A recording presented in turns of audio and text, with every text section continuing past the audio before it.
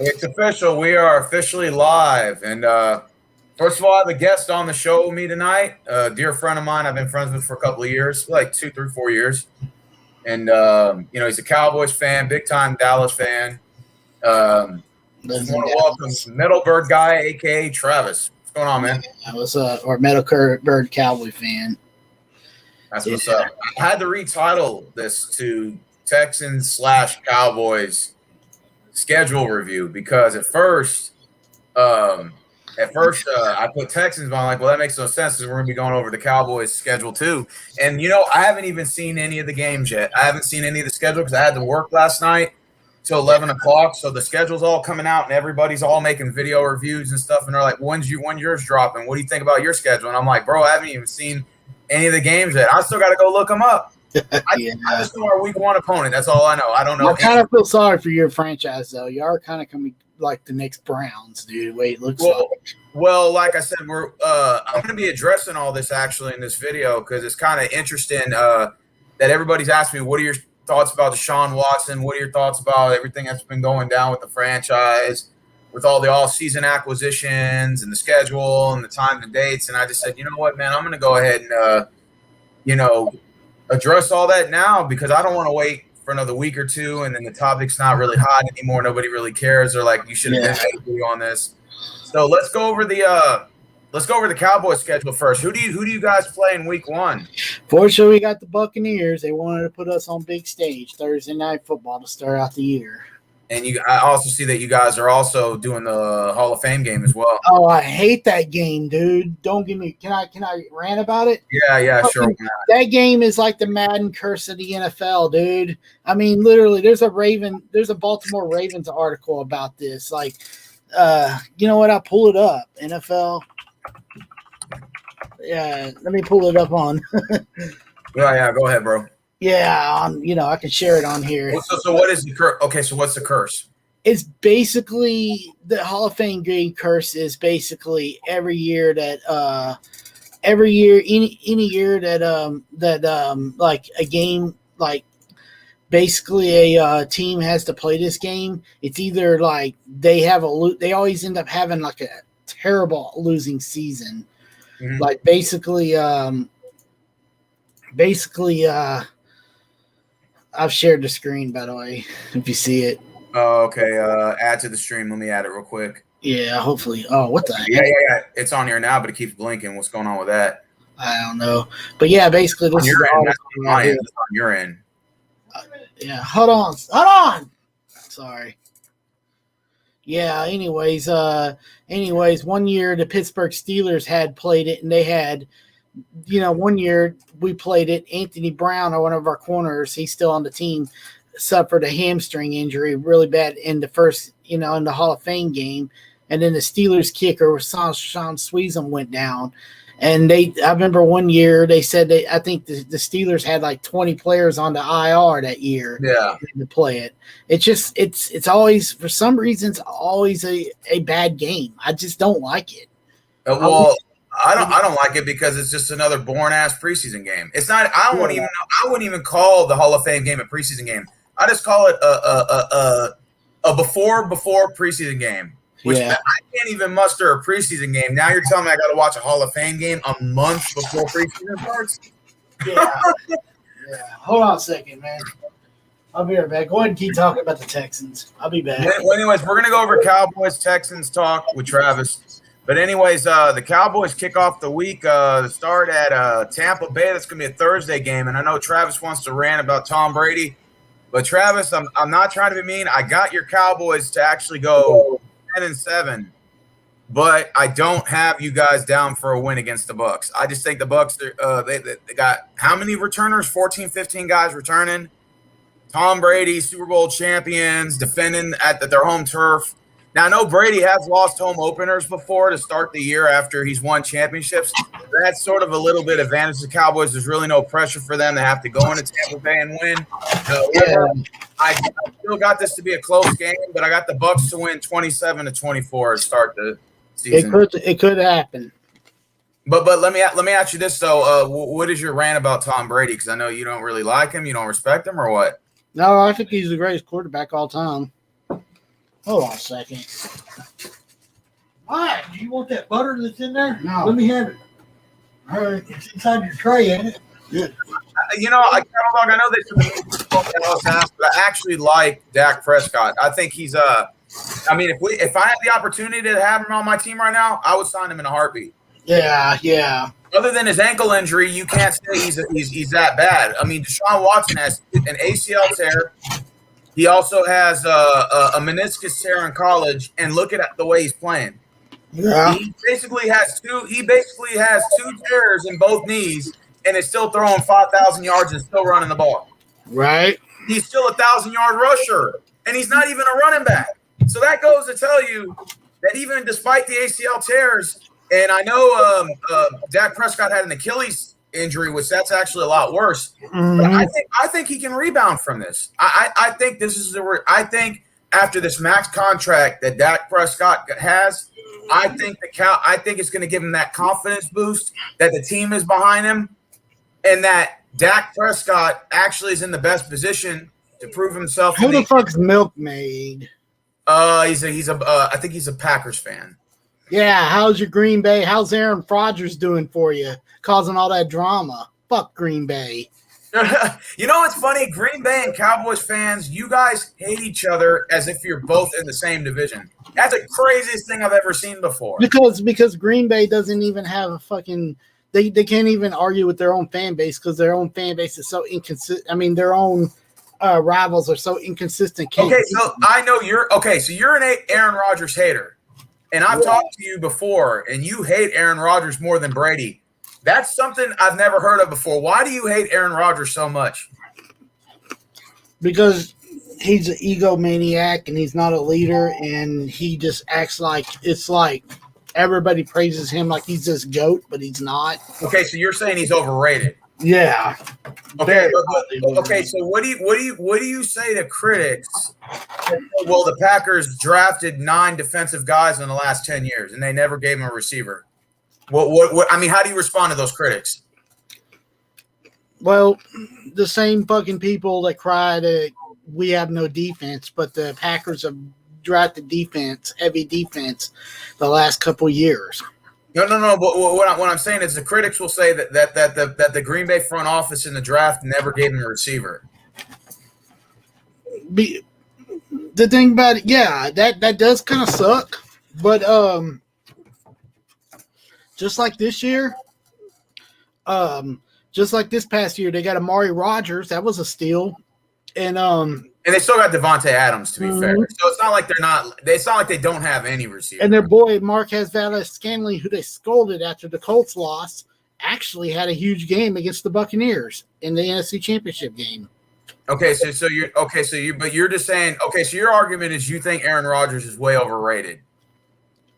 Because he's not clutch. He's not a leader. Oh, okay. He's had multiple chances to win Super Bowls over the last decade. Okay. He's been to the NFC title game at least 5 times in his career, and he's only won 1, and he shouldn't have won that. He only won because Caleb Haney had to freaking play for the Bears because Jay Cutler went down. Well, to be fair, I don't hate Aaron Rodgers, but I do think he's an arrogant prick. But then again, there are people that do have that sort of attitude, and I get that. And he's the best player on the Packers, so I get why he has that sort of persona. But in terms of style of play, I wouldn't say he was overrated. But I agree with you. I say he's not clutch in big championship games. I do agree with that. And then another thing about Green Bay here, I'm gonna rub it in Milkmaid man's face. How come you had to cheat to beat us? Dez no catch, and then TJ Lane holding David Irving on that 4th and 26 Jared could catch. Yeah, how come the refs are so blind? The refs have been in the fucking Packers' back pocket ever since. I mean, Billy Bob, even that Patriot fan on here, he scolds Aaron Rodgers in the Packers. Packer fans are morons. And they're bandwagon. They're fair weather fans too. Half of them are going to leave. I guarantee you. Travis I is stirring the guarantee pot you. right now. We just barely got into. We haven't even got into the schedule talk yet, and Travis is already stirring the pot with I Packers. guarantee you. Okay, I guarantee you. If Aaron Rodgers leaves for Denver, gets traded to Denver, half of the Green Bay supposed loyal fan base is going to leave, just like they did with Favre. They're fucking Roger fanatics. They're not real Green Bay. Here's the crazy thing about the Denver Broncos. Every time they have a good team, they just never have the quarterback. But if you give like when they had Peyton Manning, won a Super Bowl. Elway won a Super Bowl. But if you put Aaron Rodgers with the Broncos, I actually think you'll see that too. What was that when Denver won Super Bowl? Was that 2015, 2014? Yeah. Somewhere around there. Okay. I think that may happen again. I think if Aaron Rodgers goes to Denver, I could see them winning at least one. The only way it can happen if Aaron Rodgers starts to learn to play clutch. He's got to play clutch, and he's got to play as a team effort. That's the problem. He had plenty of opportunities in that NFC title game to win that game. Because when what was his name? Amos and Jari Alexander picked off Brady 3 times. Dude, Aaron Rodgers had several chances. Oh yeah. They should have those 3 turnovers alone by Tom Brady. The Packers should have capitalized off of that. I agree with that. Yeah. So let me ask you this question then: do you see Aaron Rodgers in a Packers uniform this year? No. Wow. So you think he's done? You think it's over? That relationship's over? Way it looks up there right now. No. Okay, so I do want him to be in a Packers uniform though, so because we play him in 2022. So we can have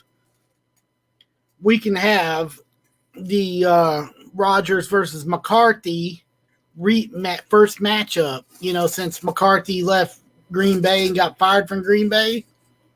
Because I'm going to be honest here, Milkmaid, quit being a dumbass. Aaron Rodgers tanked your whole 2018 season to get McCarthy fired. McCarthy's actually a good coach. Watch really? it. Wait.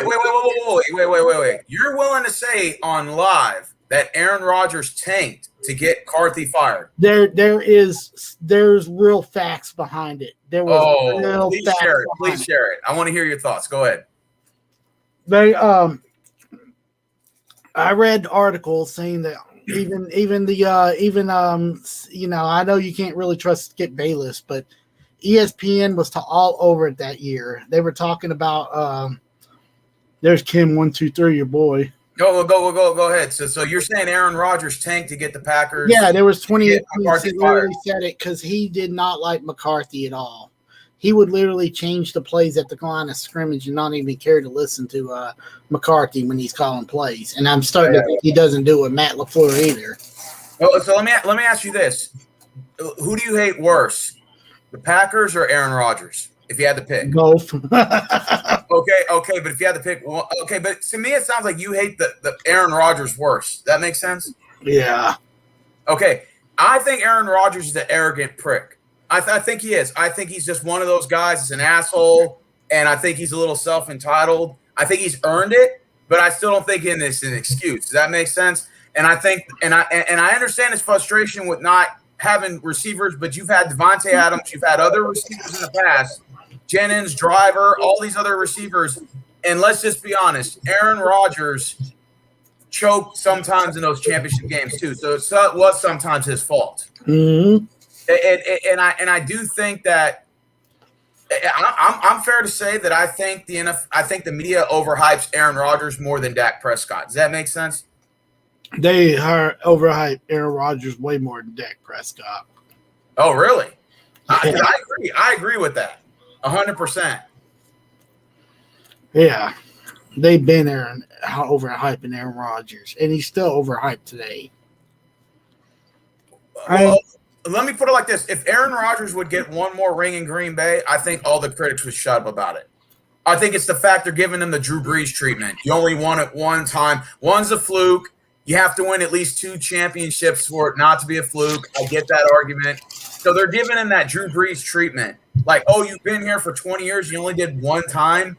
That's sort of the element they give to him. Plus, I mean, just to, I know I want to talk about the Cowboys schedule coming up. Yeah, we're going to get to that. But yeah, I know. But last thing I want to say is to tell you the truth about I looked at the Green Bay Packers schedule this year. Good luck with that. You got to play the AFC. Yeah, they got to play the Browns, the good Ravens, and the Steelers are going to still be good. And then they got to play the NFC West. Oh, okay, but let me ask you this: if Aaron Rodgers goes to Denver, because that's the rumor, does Denver win a Super Bowl? No, I'm willing to say I think it took a couple years for Peyton Manning to win a Super Bowl there. But do you see 1 or 2 championships coming out of that deal? No. So you're saying Aaron Rodgers moving to Denver? Okay, now let's say Aaron wants to go west. So let's say he goes to San Fran. Does he get it done in the Bay? That's questionable, but I don't know. I don't think San Francisco's defense is as good as they were a couple years ago. Now let me tell you this. Let me throw a monkey wrench in there. I think I think this is a place that I think is missing a solid quarterback away from a Super Bowl. I think Arizona is one quarterback away from being a Super Bowl caliber team. Think about it. Fitzgerald, AJ Green, D-Hop, JJ Watt. All they missing is a quarterback. That's all they're missing. I mean, I like Kyler Murray. I like him, but he's still Arizona. But imagine if Deshaun Watson, if I'm Arizona, I'm on the phone with the Texans front office, which they're not really competent, but I don't think they're as stupid as they used to be. But I'm on the phone with the Texans trying to get a deal done with Deshaun. I'm on the phone. If I'm in the front office at Arizona right now, and I'm looking at my quarterback and Kyler Murray, I'm like, he's still got 2-3 years waiting. If I'm Arizona, I get on the phone with the Houston Texans right now, and I try to get a deal done with Deshaun Watson. As soon as the case is over, I'm talking about once the settlement comes, because that's what I'm going to be talking about next. The settlement will come. Deshaun's going to have to pay these women off. I saw that coming. He's going to give them each $100,000. That's a total of $2.2 million out of the $400 million he's already got. It's not going to eat anything away from him. So he's just going to pay them off to go away. Now let's discuss the trade. If I'm Arizona, I'm jumping first thing on 6 a.m., 5 a.m. in the morning, and I'm calling that front office. Voicemail, text. Let's get a deal done. What do you want? Let's get a deal done. Because I'm telling you, Deshaun Watson still has trade value, even despite he still has trade value. 5,000 rushing yards. 1,000 rushing yards per year, possibly. And he's still a great quarterback. And 5,000 passing yards. Last year, we were 4-12. He had 4,823 passing yards. So that alone still has trade value. So I'm telling you this now. If I'm Arizona Cardinals, you already got J.J. Watt. You already got D-Hop. You already got A.J. Green. Fitzgerald's supposedly coming back. I'm on the phone first thing in the morning. I'm calling the Texans. What will it take to get Deshaun here? If I'm Arizona, I'm jumping right on it. Wouldn't you? Yeah. I don't care if I got to trade them 4 first-round draft picks in the future. Hell, the Arizona Cardinals are already all in with just the players they picked up. So they have to – if I'm Arizona, I'm on the phone with the Texans first thing in the morning to get a trade done.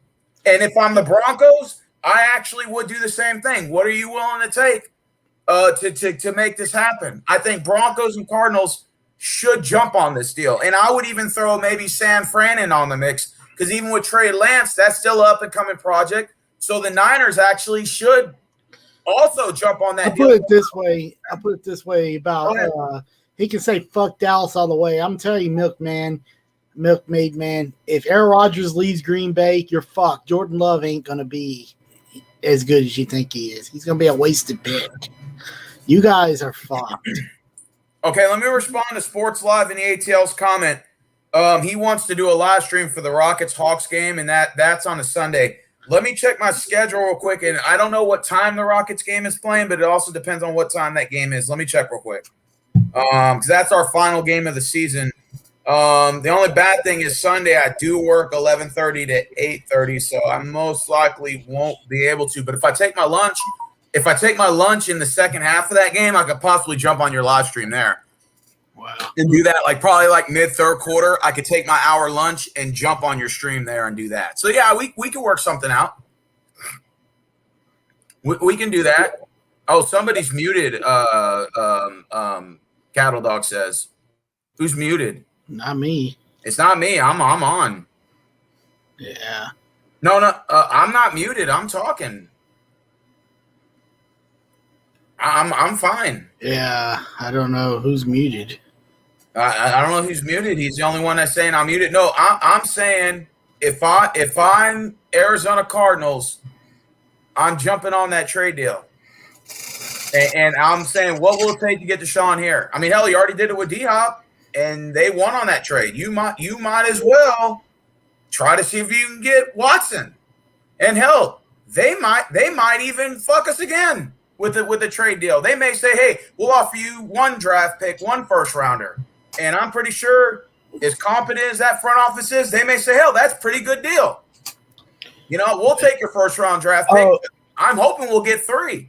Hey, last thing I want to say before I go on, I saw Eric. The Packers did sign Blake Bortles. I didn't know that. Yeah, they did.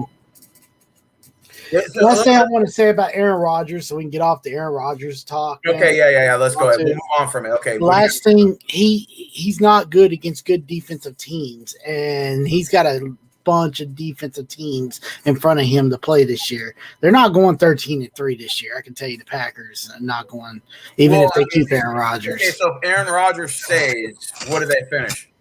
I think they're going to be about 8-8, 9-7. To be honest, I think they're going to have a really rough year this year. Okay. I'm going to post the link at the bottom if anybody wants to come in and just talk football. I mean, about your team, your schedule, your thoughts, because we're going to go over a little bit about Texans and Cowboys. But you guys start off against Tampa Bay. What are your expectations? Win, loss? What do you got that down on your I mean, I'm going to go ahead and give it a loss because of Tampa. But then again, if the Cowboys actually play well, then yeah, they'll maybe we can win. Who knows? I mean, it's a toss. Okay. Now let me ask you this: Dallas over or under 10 wins? Let's go through the rest of the schedule. Okay. All right. So you guys start off at Tampa Bay, and then we go at the Chargers. Chargers. Yeah, I still call them San Diego. You know. Okay. And we haven't beaten the Chargers in years. That's going to be another tough test for us. We have several teams on this schedule. We have a couple teams. What's up, David Sleeta? Okay. So you play the Chargers. And then after that, the Eagles come to your house. Yeah, we start off. We played the first game in AT&T Stadium this year is against Philly. And then y'all host the Panthers. Yeah. I think y'all got that win because you know who's starting? It's what's his name? He did beat us last time with the Jets. What's his face? Sam Darnold. Yeah. He beat us. What's up? What's up, Nick?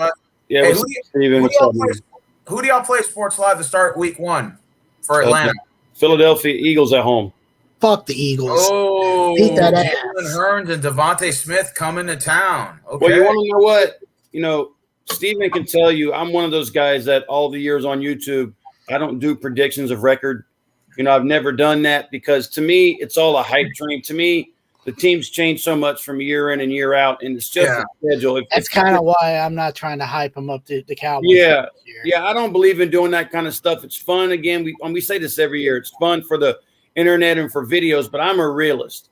Okay. You know, I will say this, though, looking at the Falcons' schedule, and this is predicated strictly on if the Falcons can get at least a decent defense to slightly good, which means that they can start – putting games away in the fourth quarter and quarterbacks. The Falcons have a winnable schedule to where I feel like if their defense gets fixed, they can get back to the playoffs. That's clearly possible. So what I'll say about that. Sports Live, let me ask you this. Okay, so Drew Brees is retired. So that sort of takes that arch nemesis of the Saints, arch nemesis away. Never. It's Sam Darnold. No, because, Steven, the reason why I say that is because I have hated the Saints, even in the Aaron Brooks and the John Forcades and the Jim Everett days. The Breeze coming to the team just added to the hate because of his competitiveness and the arrogance of the fans. But now that Breeze is gone, the hate is still going to be there, number one, but the chances of beating him are a lot better. Well, I could see you sweeping the Panthers and the Saints. I just think I could too. But I'm not. But let's go on record. I'm not predicting it. I predict, but I know we can 7-9, 6-10 this year. I don't think they're going to be that good. You got who? 6-10? The Saints. I just don't think they're going to be as good as people think they are. Well, 6-11 because it's 17 games. Okay, so Sports Life, with all the additions that y'all added to the team, the coaching staff, and all that, over or under 8 wins for the Falcons? Again, I don't predict, but I did say with the schedule, if the defense sets itself, the Falcons could be in double digits. And the Falcons clearly, right now, are the second best team in the NFC South, talent-wise. The only problem is there's a rumor about Julio Jones being traded. But Julio Jones isn't going anywhere. It's all talk. I mean, the Falcons, and I'm not working in the front office, but I'm generally pretty accurate with this. The Falcons aren't going to make all these moves to bring in a tight end and keep Matt Ryan and everything and go and get guards if they're going to trade Julio.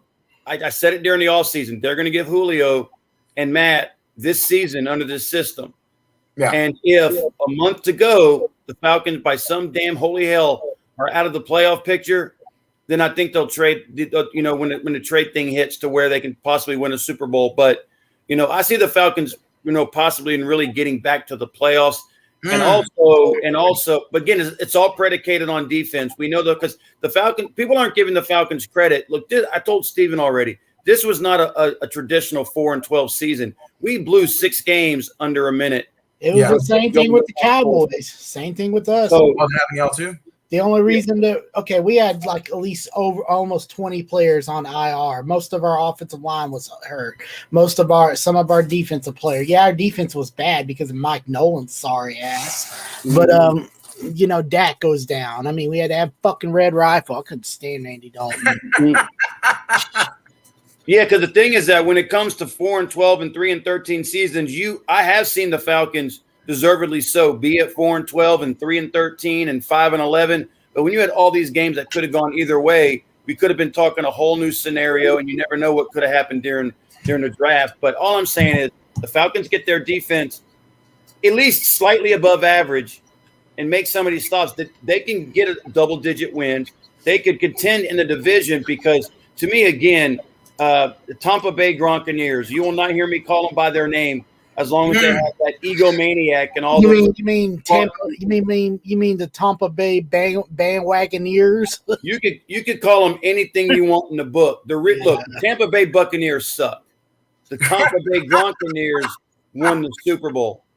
The bandwagoneers. That's just how it is. I mean, I haven't hated a team any more than the Saints and the Dolphins, but as long as that team in Florida has Tom Brady, the egomaniac, and getting all these players, they're on the top list. And I'm glad that we play them the second week in Tampa. So, we get an early chance to either me laugh at them in week 1 or suffer another loss. But also, I looked at the schedule. Some of the interesting games, if I may say, on the schedule, it's not the Eagles. It's not our division matchups. I like these games like the Patriots. The Falcons haven't beaten the Patriots, I believe, since 98 or maybe 2005. And we got them with Scam Newton coming in. And even though it's not a Tom Brady Patriots team, it's got that logo and it's got Scam Newton. So I'm fired up about that one. I'm fired up about going to Big Dallas and kicking the crap out of Dan choking ass Quinn. And maybe we can fall on the ball. What happened last time? Oh, that was embarrassing. And you guys got John O'Neal and Casey. So hey, Sleeta, I'm gonna be honest. Our defense is way better, and our offense can score on your ass. Well, so I'd eat your words, dude. Our team ain't as bad as people think we are. Yeah, well, just like I told you, I didn't predict. I said I want to go up there. I know. I understand. In the offseason, you got to perform on the field. Oh first. The 49er game is an interesting game. Kyle Shanahan, we get a chance to go up there and smack his choking ass around because let's be real, the hype train with Kyle Shanahan when he left Atlanta was a failure. They haven't done anything and they've regressed. That's how I feel about the Niners. Even if Aaron Rodgers went. Let me ask you this: did the Niners make a good pick in Trey Lance, or because a lot of people said they didn't? I don't care. I could care less, man. As long as they fail. Because look. I only want. Look, let's go on record again. I said this before. I only I dislike Kyle Shanahan. I don't dislike the 49ers. So once Kyle Shanahan, wears his time out and the Niners get tired of riding that Kyle choke train, then if 49ers, hey, I have nothing against the Niners, but I don't want to see Kyle Shanahan succeed. Damn. So what do you think of Aaron Rodgers? I mean, I know we're past that topic, but Travis hates Aaron Rodgers. I wonder what do you think about him personally? A really good quarterback, Hall of Fame quarterback. He hasn't gotten as many Super Bowls as he probably should have, but as long as he plays in the league, he's competitive. If the Falcons offered, I'll be honest, if the Falcons said, "Hey, we'll trade Matt Ryan for Aaron Rodgers," I would do it in a heartbeat. But I'm not slighting Matt Ryan either because Matt Ryan performs when he has a defense behind him because it takes a lot of pressure off. The man can't do it on his own, unfortunately. And but Aaron Rodgers, man, he'll be a Packer. I don't see him. I don't know where. I don't see him leave. I think it's just my opinion. I don't know, just aggravation from not winning titles, I guess. And he's pissed off because he lost to Brady in the NFC. Trust me, a lot of people were. Man, the Chiefs let me down, and the Packers let me down. Yeah. Speaking of, we got teams on our schedule. I'll just go ahead. So we got the Chargers, and later on, of course, we got the Giants and football team. I still call them the Redskins. Same here. We have the Denver Broncos to play this year later on, and the Cowboys have not beaten the Broncos in many years. And the last time we played the Broncos, we were blown out 42-17. We owe the Broncos an ass kicking. You owe them? Yeah. Well, we owe y'all a loss, and actually, the most fitting way if Atlanta could beat Dallas, because I don't predict schedules, but I'm not worried about Dallas. I haven't been worried about the NFC East in a while because the Falcons predominantly do pretty good against you guys, against the division. I want to see the game come down to an onside kick, and then either the Falcons fall on it or the Cowboys don't fall on it. That would be so ironic. So who do you got winning the NFC East then? I got Dallas. You're asking me or you're asking the Cowboy guy? Well, obviously Metalbirds can go with Dallas. I'm going with Dallas just because I think they're the most talented. What about you, Sleep? I think that division is so sorry, to be quite honest with you. I don't think it's going to be sorry this year. I think, well, just like I said, we have to see it. But the Redskins, please. The Giants, please. The Eagles, average. The Cowboys.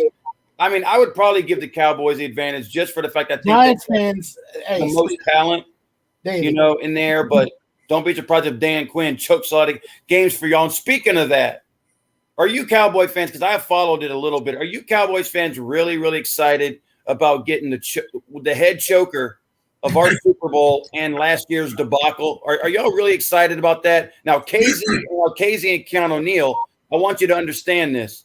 KZ, you might have something there. But Keanu O'Neal's been injured. He's been pretty much out the last 2 years. We know. So what is the hype getting some of our Falcon plucks or some of our outcasts? Thing about it is we need a guy that's going to be versatile and basically build a defense around and possibly coach. And I know Dan Quinn was he was a debacle as a head coach, but defensive coordinator, we'll have to see. Okay, but I want you to understand this because I saw him a lot more than you guys did. Trust me. You did. I know. And a lot of you guys saw it because a lot of people came in my streams the last minute laughing after a choke or in progress of a choke. Dan Quinn is supposedly a defensive guru, right? And even though he was the head coach of the team, he still, just because you're the head coach, it doesn't mean you forget how to coach defense. So either he clearly was not the reason why Seattle won, or he just became stupid and allowed all this stupid stuff to happen because, once you're a defensive coordinator, whether you get promoted or not, you're always a defensive coordinator. It's like we got Green Bay like fans. Shit. We got Green Bay fans still coming at us, hollering about us hiring McCarthy. But, the fucking retards don't realize 2018, Aaron Rodgers and his ego got freaking McCarthy fired. Oh. Yeah, it was. Yeah, but you understand what I'm saying, right? To me, I think out of all three Atlanta pickup rejects that you got, I think KZ has the best chance of doing something for you. I was kind of surprised that the Falcons let him go. Yeah, He's but a the hard Cowboys hitter. have a little more players on our team, and you know that. I mean, there's rumors of LVE might get Vander Esch might get traded because he's hurt too damn much. I heard about that, but I just don't want you and your Cowboys to get so geeked up. We're not going to get hyped up. Way our defense played last year, we're just a wait and see right now. That's basically all I'm doing. Yeah, because he contributed to a lot of it and ruined he and Kyle Shanahan. But still, out of everything, as far as the Super Bowl year, I blame Kyle Shanahan more than anything. But for the last couple of years and last year before Quinn got finally fired, that was a horrible. I mean, he clearly gave up. So he took his ball head over there to Dallas to wreck your defense. And I'm going to tell you something. I don't hate the Cowboys and I don't hate, like I said, the 49ers. But let's just go ahead and say this. As long as you guys have the other part of our choke squad, Dan Quinn over there, I wish failure for you, just like I do Kyle Shanahan. I don't know. We got McCarthy. McCarthy. I don't care. And I want that game in Dallas week 9 really bad because I want to rectify that choke. And I want to, and I hope the Falcons. Yeah, that's another thing about you forgetting about Matt Ryan. He knows how to throw an interception. We do got a couple ball hawking corners on this team. And that might be true, but he clearly knows. But you want to know what? He clearly knows how to go to Dallas and play the Cowboys and throw touchdowns. Yeah, but what happened last time? Dak just freaking murdered y'all. Okay, but that wasn't Matt Ryan. I mean, Dallas has better receivers than what you think, dude. We got Gallup. That wasn't Matt Ryan's fault. That wasn't Matt Ryan's fault. Yeah, it was. Matt Ryan doesn't play defense. All I remember is the last time before last year's debacle. Matt Ryan went into Dallas and torched y'all with Julio Jones and everybody. And even before the choke, Matt Ryan was throwing the balls all over the place. Julio to Hayden Hurst to Cal. Stop, man. Yet, hey, look, excited, but just realize. But y'all couldn't stop our high-powered offense. Y'all couldn't stop us. Well, it's the fourth quarter choke, sir. In the first 3 quarters, we had no problem. Y'all couldn't stop Cooper. Y'all couldn't stop Amari Cooper. Fourth quarter. Cooper's a beast. Fourth quarter choke. Yeah, he might have his times he checks out, but he's still fourth quarter choke. Again, I'm not saying Atlanta's going to go up there and win, but you're making it seem like you got the win. I'm telling you, man, you better be careful with that. I'm not going to say we got the win. I don't even care, dude. It's not even the season yet. You could win. Possibly. All I know is that as long as Dan Quinn is on your team, I was utter failure. I'll say it. Atlanta could beat us this time. That is true. I'm not going to sit there and be a salty dog and say, you guys are going to kick our ass or we're going to kick your ass. Yeah, because I'm not saying either one. Yeah, exactly.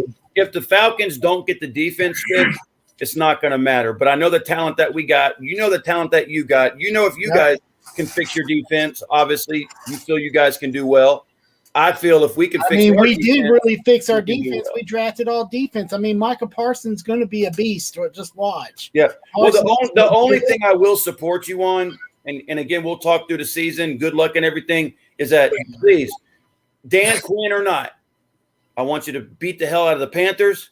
I want you to beat the hell out of the Poodass. Yeah, you already got J-Dub over there talking shit one night, Mosh's stream one night about us, how they're going to beat us. Yeah, what has the Panthers done lately? The only confidence that I have with any team right now is the Panthers. And the reason being, we beat them the first game we played. We beat them the last game. We beat them like 13, 14, or 15 more times in history than they've beaten us. We own whatever quarterback the Panthers got a decent defense. I'll give them. They may have a decent team, but they can't beat us. And that's the only team that I predict that will win against right now.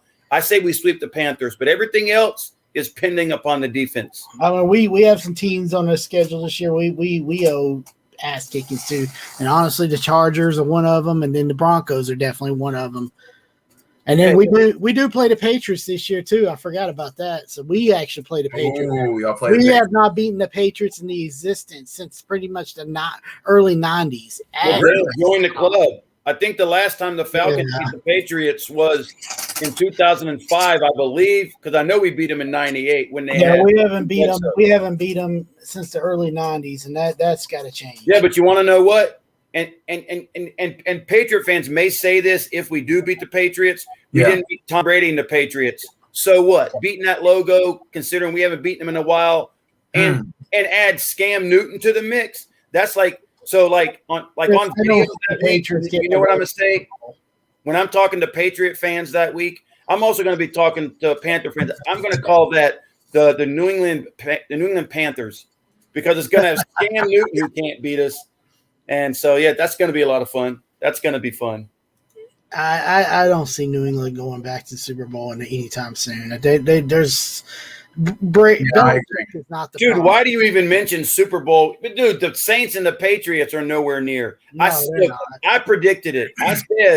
I said when the Patriots get rid of that egomaniac, they're going to suck. They were below 500. I was saying for years, once Drew Brees leaves, the Saints are going to go back to the bad days. It's going to happen.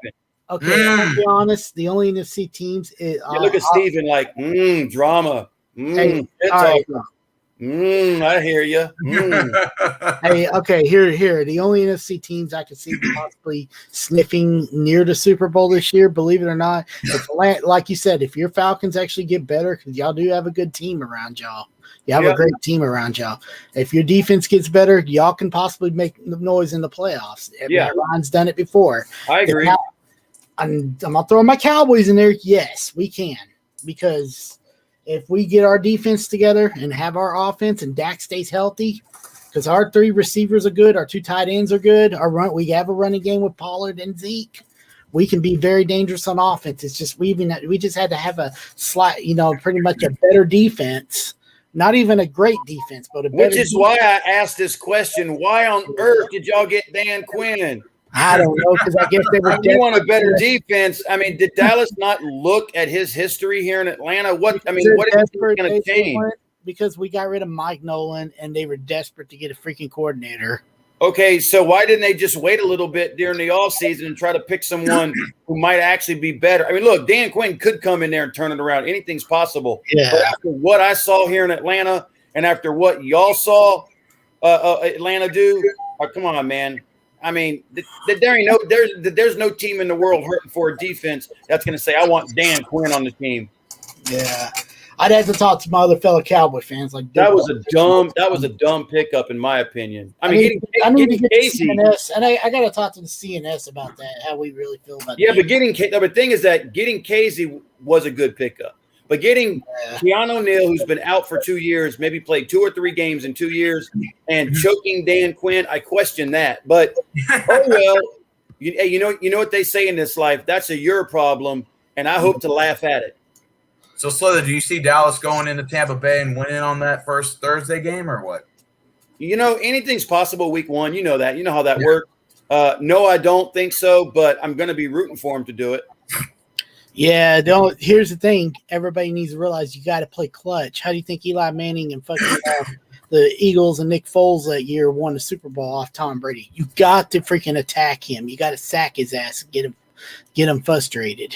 Yeah, exactly. Because the Super Bowls that he lost, because when the Falcons I don't want to talk about the Super Bowl again, but through 3 quarters, you know what? Grady Jarrett sacked him 3 times. We had like 5 or 6 sacks on Brady, including a pick 6, and then all of a sudden it just went to hell. Just like the Chiefs last year, and the Packers did pretty good. So I don't know how in the hell they lost that, but I give the devil his due. The guy goes wherever he goes and wins titles. He unfortunately picked Tampa Bay to do it, which really was like a slap in the face to Falcon fans who are fighting to win their first, and even Saints who have good teams every year, and Panthers who have predominantly good teams every year. You got a team like Tampa that has sucked for 17 years, and then they go and buy. One team that nobody's. You know what I'm saying? They go buy everybody that you could conceivably buy, and they win a Super Bowl. Yeah, I'm salty. That leaves a bad taste in me mouth. Another team that nobody's talking about is actually pretty damn good. I hate to tell you, even though they traded for Stafford, but nobody's talking about is the damn LA Rams. They could be a legit contender in the playoffs. Yeah, I think that trade could have helped both teams out, because I think Stafford, just did not have the weapons around him, and I think Jared Goff, I think he kind of underachieved. Stafford's going to have good receivers now. He's got Van Jefferson, he's got Tyler Higbee, and then who else? Oh yeah, Robert Woods. He's going to have good receivers. Yeah. I think I really believe the Rams. I think the Rams are going to get the better of that deal. Yeah. But then again, if you see Jared Goff, he's not a bad quarterback, and he's going into division that predominantly doesn't have good secondaries. So it's not like that he might not live up to Stafford in LA. I think one team is overhyped to Seattle. For some reason I think Seattle's going to fall apart this year. I think they're done. They get lucky every year to be good. Well, I'd rather be lucky and good than good and suck. Yeah, but being lucky in the regular season gets you nowhere. What happens in the playoffs? Yeah, that is true. But right now, going through 3 years of what I've gone through, and Steven will tell you, and you might if you see my stuff. I want my teams to win titles. It's just like the Hawks. I understand where the Hawks are, but teams aren't giving the Hawks the credit they deserve because we've beaten a lot of good teams, and we're in the playoffs. I'll give the Hawks a pass this year. But I expect the NBA title run next year. But I will be pissed. I do. But that doesn't mean that I don't want to see the Hawks win it all this year. I'm just a realist. Same with the Falcons. The Falcons haven't been to the playoffs in 3 years. No, I got the playoffs at least. I got a question for you. NHL. Yeah. This is about NHL. You ever think Atlanta get the Thrashers back or nah? Atlanta will never get a hockey team again. Really? Well, the reason why I say that is because the city is so transplanted. We've had 2 teams here, and it hadn't worked out. The Flames went to Calgary, and obviously, like right now, it hadn't worked out in Calgary either. Suck ass, missed the playoffs this year. And then the Thrashers were only here a couple of years. So the city is not an Atlanta hockey city professionally in the NHL, but they are a transplant hockey city. So I don't see in my lifetime. Which will probably be another 200 years. And the crazy thing about here in Dallas is everybody loves the Stars. Yeah. Of course, Stars fans are like all over because it's the only hockey team in Texas, Well, look, people can knock hockey all they want, but it's a really fun sport, especially come playoff time. Yeah, it is. It is what it is. But just like I said, I don't predict anything. Everything is on paper. I'm one of those realist fans.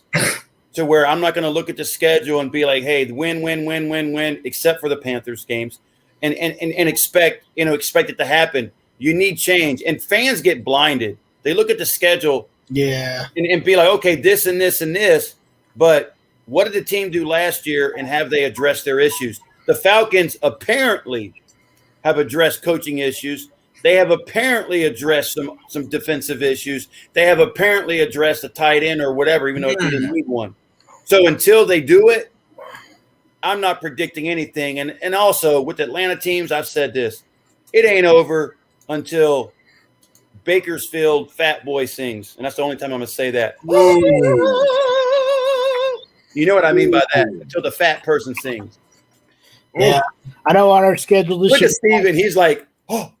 I know on the Cowboys schedule this year, too, to be honest.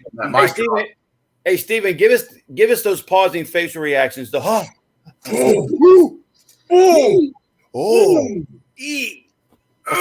That's the kind of reactions you're getting. Honestly, if I had a game I had to trade on our schedule this year, we're actually playing on. Funny thing is, we're actually playing week 8 after our bye week on Halloween. We're playing on Halloween Eve tonight. Really? We got to play the Minnesota Vikings. I'd trade that and actually try to play the fucking Packers. Yeah, if you're going to give an extra team, at least give a team that's going to be competitive. I mean, don't get me wrong, the Jacksonville Jaguars. I don't look at them as a juggernaut, and right now I need wins to get back to the playoffs. So I'll take it. But goddamn, I would have rather have had like I said, the Packers, the Rams, the Houston Texans, just like a battle with Steven again. Yeah. And but hey, the Week 18 matchup is a good one. We got the Poodats at home, so hopefully everything aligns itself to where we're either in the playoffs at that time or fighting for a playoffs. Because I couldn't think of a better way to get into the playoffs and to knock a team out than beat the Poodats. And then the Poodats, and then the Saints bitch and complain. We would have won if we had Drew Brees. Well, you don't. And Slither has true hatred for the Pudettes. Oh my god! I don't like their bitch ass either. Sure They talk do. so much shit about the Cowboys. That's another so-called out of division rivalry. Yeah, the two teams I hate the most in this league ever are the Pudettes, number one, always, and the Dolphins, because I lived there for 20 years and they got an arrogant fan base. But right now, I do add a third team to the mix.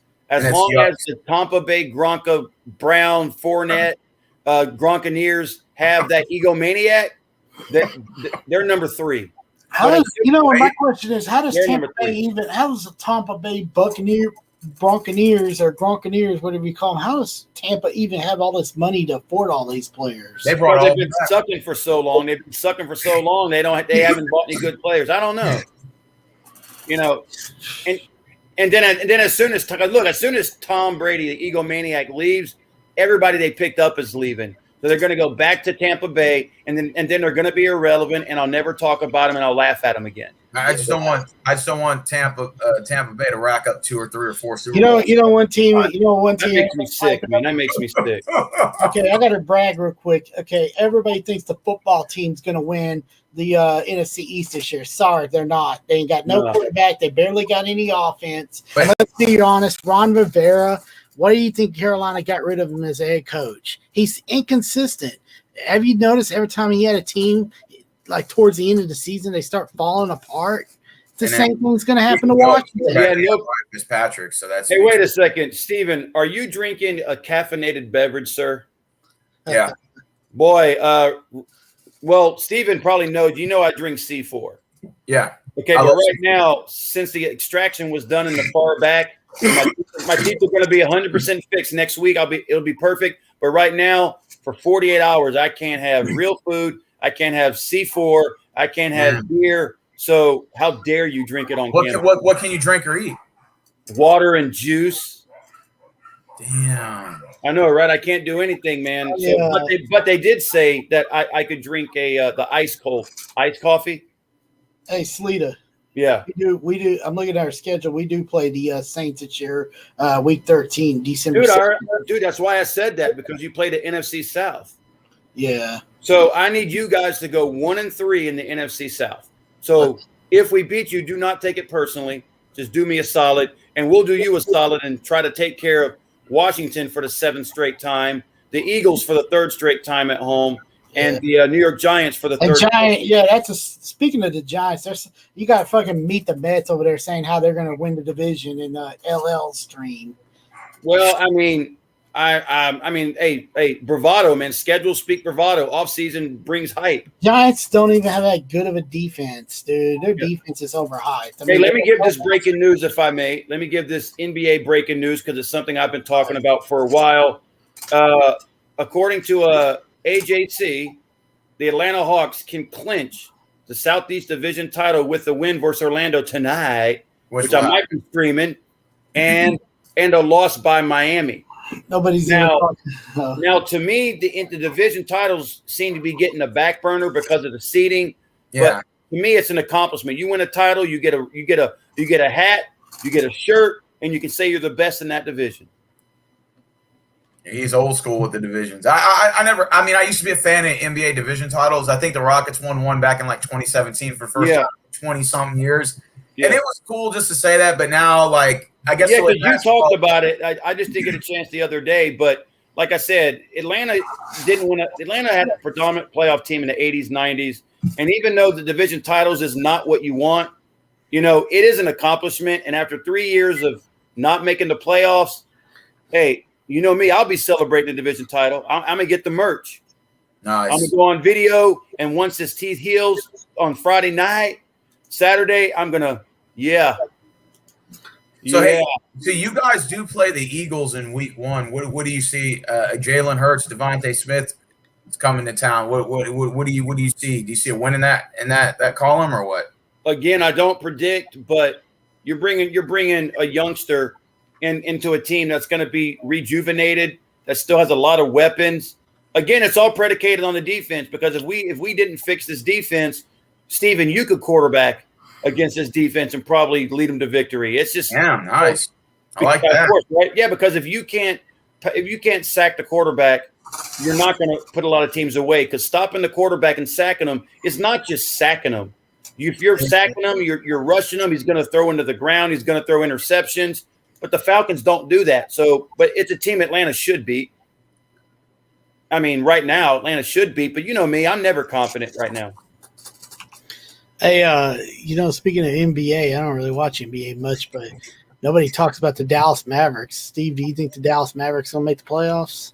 Dude, they're already going to. Hold on a second. Wait. The Mavericks have 40-something wins. Do you? I mean, look, I'm not trying to doubt you, but do you watch a lot of NBA? Do you watch Mavericks games? Nope, because I can't stand NBA sometimes. Okay, well, that right there is, with all respect, is why you asked that question, because they got 40-something wins, man. Of course, they're in the playoffs. Well, I think Dallas is going to be a dark horse in the West. I had Denver at first, but after that, Jamal Murray ACL tear, I took them off. I put Dallas in there now. So here's a question for you, Steven. Now that your Houston Rockets obviously are out, and you already knew that during the season. Going for number one pick. Well, hey, you never know. It could help you. Hey, it helped us with Trae Young. Yeah, it helped us with Trae Young. We got 3 prospects in the NBA. We got Cade Cunningham, a 6'8" point guard. We got Evan Mobley, a center, a 7-foot center, and then we got another guy named Jalen Suggs. Good. He's pretty good shooting. See, I was watching the game. I was watching the game last night on my laptop because it wasn't on TV. The Lakers. You guys could have won that game. We almost won, and we deactivated both Christian Woods and Kevin Porter Jr. So we didn't have our top two guys playing, and we almost beat them. Yeah, and you should have, and you got a home game coming up on Friday night, and then you got that trip to Atlanta on Sunday. Yeah, we play Clippers, and then we go at Atlanta, and I might jump in your stream tonight for the Hawks when they clinched against the Mavericks. I know. I was going to tell you guys, I know who the Mavericks have. I mean, of course, everybody knows Luka Doncic. And then you got that Kevin Kristaps Porzingis. Yeah, Porzingis, and then you got Tim Hardaway Jr. And then you got he's a beast, man. That was a good pickup y'all got from the. So here's a question that I have for you, Steven. Being the fact your team, you don't have a team in the playoffs, and I'm not trying to fish for a Hawks fan come playoff time, but give me one team in the Western Conference that you're pulling for to try to make noise, and one team in the Eastern Conference. Again, before you answer, I'm not trying to push our long-term YouTube friendship, our long-term support for each other and respect for each other for you to root for the Hawks. And thank you for Nick Capella, by the way. I really love that dude. You say who I'm rooting for, who I think is going to win it. Who do you want to see in the East and the West make a run? I want to see the Sixers come out of the East. And I still like you, Steven. And then as far as the West is concerned, I mean, there's a lot of good teams out in the West, a lot of interesting teams. But if I had to pick one, I would pick the Phoenix Suns. Phoenix, I got you. Booker, Aiden, Jay Crowder, they got a really good team in Phoenix. And some of those are former Rockets, am I right? Yeah. That's why I'm rooting for some. Okay. So now that we're flipping the switch, what about the Mr. Defensive MVP, Clint Capella? You don't want to see the Hawks make any noise? I want to see a Hawks and Knicks, New York Knicks first round 7-game series. Well, the Knicks might not make it right now if they don't win a game or two. No, they clinched the 6th seed last night. They said. Oh, yeah, but the Hawks have to fall to the Hawks have a 4th. The Hawks would play the 5th. Where do the Hawks rank right now? 4? Yeah, we're a half game up, and the Hawks control it in their own destiny. Who's number 5 right now? It's the Miami Heat. Damn, I wouldn't mind seeing the Knicks jump the Heat and then the Knicks-Hawks 7-game series maybe. Okay, that's all well and good, but would you be happy to see the Hawks make some noise in the playoffs? I mean, Hawks and Heat, I'll be going for the Hawks to win that series. Okay, what if the Hawks play anybody other than the Heat or the Knicks? Well, if it's Hawks and Knicks, I got to go into 7, and depending on who has home court advantage, we'll probably win that series. Because you're a Clint Capella fan, so you want to. So I know you want to see Capella still. Oh, what about that block on Russell Westbrook he did late in that game last night? Oh man, that was sick. Yeah, I love that block and stuff. You guys beat the Wizards, man, and every time the Wizards try to come back in the standings, they keep getting shot down. Yeah, you know I'm not biased or homer. The Wizards made us work. Those were 2 games the Hawks could have lost for sure. Yeah. But it just shows what the Hawks have and stuff. And And what do you think of the play-in tournament? I like it because it actually gives meaning to the end of the season. Yeah, I love it. Hey, I wouldn't want to be the team that plays the Wizards in that one game. Yeah, if I got Wizards beating the Pacers, I got Hornets losing to whoever the A seed is, and then I got Wizards beating the A seed and then getting in. That's what I see happening. Yeah, and then I see Sixers Wizards first round matchup. Who? Sixers and Wizards first round 1-8 matchup. And that would be an interesting one. If I was Philly, I wouldn't be sleeping. But you want to know, speaking of sleeping, look, and I said this before, the reason why Atlanta teams, even when they have good teams, they get some love, but they don't get the respect I believe that they deserve, is because they haven't earned it. Because all they do is let you support the team, and they let the team down in the playoffs. So I get that. But for even though we've gotten some love by ESPN and NBA TV, most notably Nate McMillan, people are still looking at the Hawks for like, okay, if they finish 4, okay, depending on who they play, okay, but if they play like Milwaukee or Philly or the Nets, then they're in trouble. Well, look, let me go and correct everybody. I'm not saying the Hawks are better than those teams. Yeah. I'm not saying the Hawks could beat them in a 7-game series.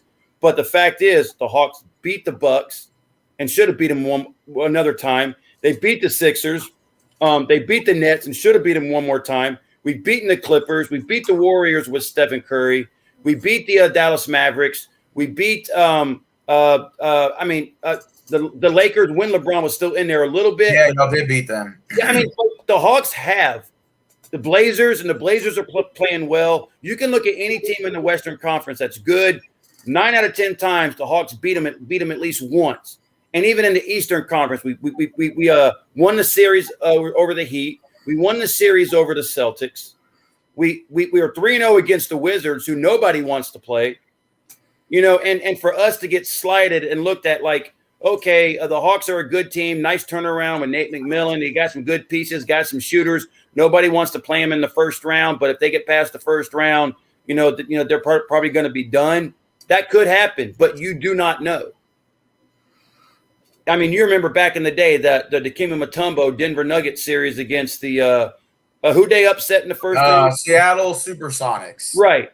So if that was an infamous game where Dikembe grabbed the ball and like clutching it at the bottom because like the number 8 beat the number 1 seed, which is very rare in the NBA. But so if that doesn't tell you, anything can happen. I mean, I'm a realist. I know the Hawks to beat the Bucks in a 7-game series, the Sixers or the Nets. The Hawks are going to have to play their game, but they got the players and the coaches to do it. Whether they do it is another story. But give my team a little bit more respect on TV. Hey, but hey, Metalberg, I do like. I agree with you on that, Slither. I think Atlanta should get a little more respect. But I also think the Mavericks are a dark horse, man, in the West. I think a lot of people don't realize how good they are, man. I think if Dallas can jump to 5 or 4, they might make the Western Conference Finals. I think Utah's an overrated 1 seed.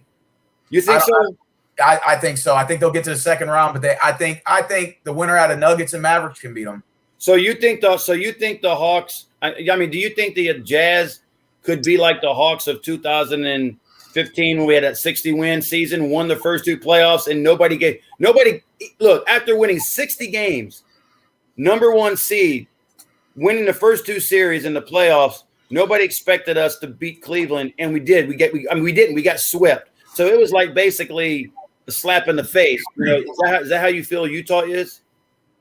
I don't think Utah is that good, man. I mean, I like Gobert, I like Donovan Mitchell, and I like Conley Jr. they got from Memphis. But other than that, I mean, and Bogdanovich, but I just don't think they have the depth to win to get to the finals. I think Dallas does. I think Dallas and Denver actually has a bigger has more depth in their roster. Than the Jazz do. And I think if Mavericks can beat the Nuggets, I think they can beat the Jazz in round 2. Really? Yeah. Because go ahead. I was going to say, I didn't mean to change the subject. You're good. Y'all were talking about Seattle earlier. Did y'all know that Seattle's actually getting an NHL team? What? I didn't know that. Are they? Yeah. Yeah, actually, I looked them up. They're the Seattle Kraken. What are they called? Seattle Kraken, actually. Seattle Kraken. Here, what do they think? They're Clash of the Titans? Release the Kraken. Speaking of that, did you watch that movie back in the day? Here it is. Clash of the Titans. Oh yeah, let me add it to the stream. My bad. Huh, Steven, did you watch Clash? Yeah, Clash of the Titans. I've seen it. Release the Kraken. Oh yeah. Why would they name their team that? Seattle Kraken. That sounds like. Apparently, they're going to be playing at the old Key Arena, but they remodeled it. They redid the whole thing, called the Climate Pledge Arena or something. I looked it up. You know what? I'll tell y'all the next hottest destination that's going to get a basketball team is Las Vegas. I could see them getting an NBA team. They already got an NHL team. They got the and they got a football team. All you just got to throw basketball. I think they can get an NBA team. Yeah. You think so? Mm-hmm. I think it'll be a matter of time. I think NBA will just make another expansion because they talked about doing like the NFL, adding 2 expansion franchises. All I know is that I'm excited about it. But let me ask you this: change a sport, but change of team. I think I may have asked you: are you at all interested in watching the Canadian Football League because they did push it back? It's going to start August 15th, preseason. Like I think the last week of July. Okay. So that'll be a good lead-in to the National Football League because it's going to be pushed back later. And so, to me, that's interesting in itself because I'm a Stampeder fan. So, hey, Sleeta, I got a question to ask you. Speaking of preseason football, because I know your Falcons have played this game before, and my team's got to play it this year.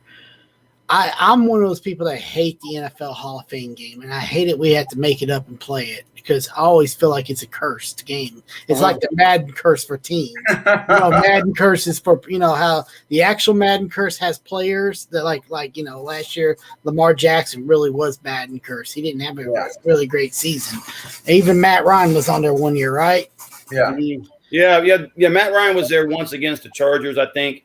Whatever. I don't play too much in it. Look. I love seeing my team play. So anytime that they get a game on TV, on national television, I like it. But I don't play any precedent. I just don't like that Hall of Fame, the game they had to play in Canton, Ohio. I just don't like that game.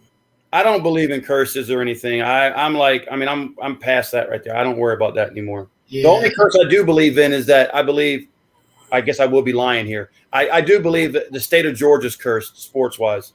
You've talked about that on your channel. Yeah. You have. Dude, man, we don't go back and watch one of my videos, Metal, but we don't go through all the tragic losses of all of our teams unless we're cursed. It's like unsolved mysteries. Like, I don't know what the fuck happened back in the day. People think Dallas is cursed now since the 90s because of the Cowboys. Yeah, but y'all still won Super Bowls, man. Yeah, and then we did win. Last time we ever won anything big was we won the NBA title with Dirk and company in 2011. I was actually at that parade. Really? Yeah, I was at that parade. Well, get ready. You might have another parade this year with the Mavericks. It'd be crazy. Okay, you know what? I'll tell y'all the truth. I mean, I'm just going to say this in a non-explicit way or non-thing away, but the reason why I don't like the NBA is because they support a bunch of bullshit-ass propaganda, Marxist bullshit. Yeah, the BLM, Yeah. I don't care to get into that talk, but I don't talk about that. I don't want to talk about it. To be quite real, I'll only say this. That's one main reason why this world is so fucked up. Is because, with all due respect, we still got people that think like that, and that bothers me. Yeah. I mean, that bothers me, man. I mean, we all bleed. We're all human beings. We need to start acting like it. That's all I'll say. It's almost like females, women when they're young, they always want to chase the bad boy chads, as I call them, and then finally they want, and then they're like when they're like 35 or as old as you, Sleeta. I'm sure because how old are you? Like you're in your 40s, right? Yeah. Yeah, when you're in your 40s, it's like all of a sudden the women are complaining, why can't I find a good man? Got like 3, 4 kids by 2 different baby daddies. And just like I said, I don't talk about that, man. Let me ask you guys this. What do y'all think about the 17-game schedule? Because, I'm going to sound off first. I don't like it because first of all, it's an odd number. Secondly, you have either more home or road than the other, so it puts others at a disadvantage. Understand every year it switches, so I get that point. But it's an uneven number, and not only that, but I thought they were going to start week 1 in the regular season. I mean, in August. But no, they're going to push it a second week into January. So that means the Super Bowl is not going to be till the 12th of February. I'm okay with that. Whatever. Look, the way I see it, as long as – because in Atlanta, I have teams in every sport, basically. So as long as I don't have a big separation between when one ends and begins, I'm cool. I just want – I want football to start in August, but I want the regular season in August. I always think football should start in August. Yeah, and always NFL season used to always end around what like New Year's? Yeah.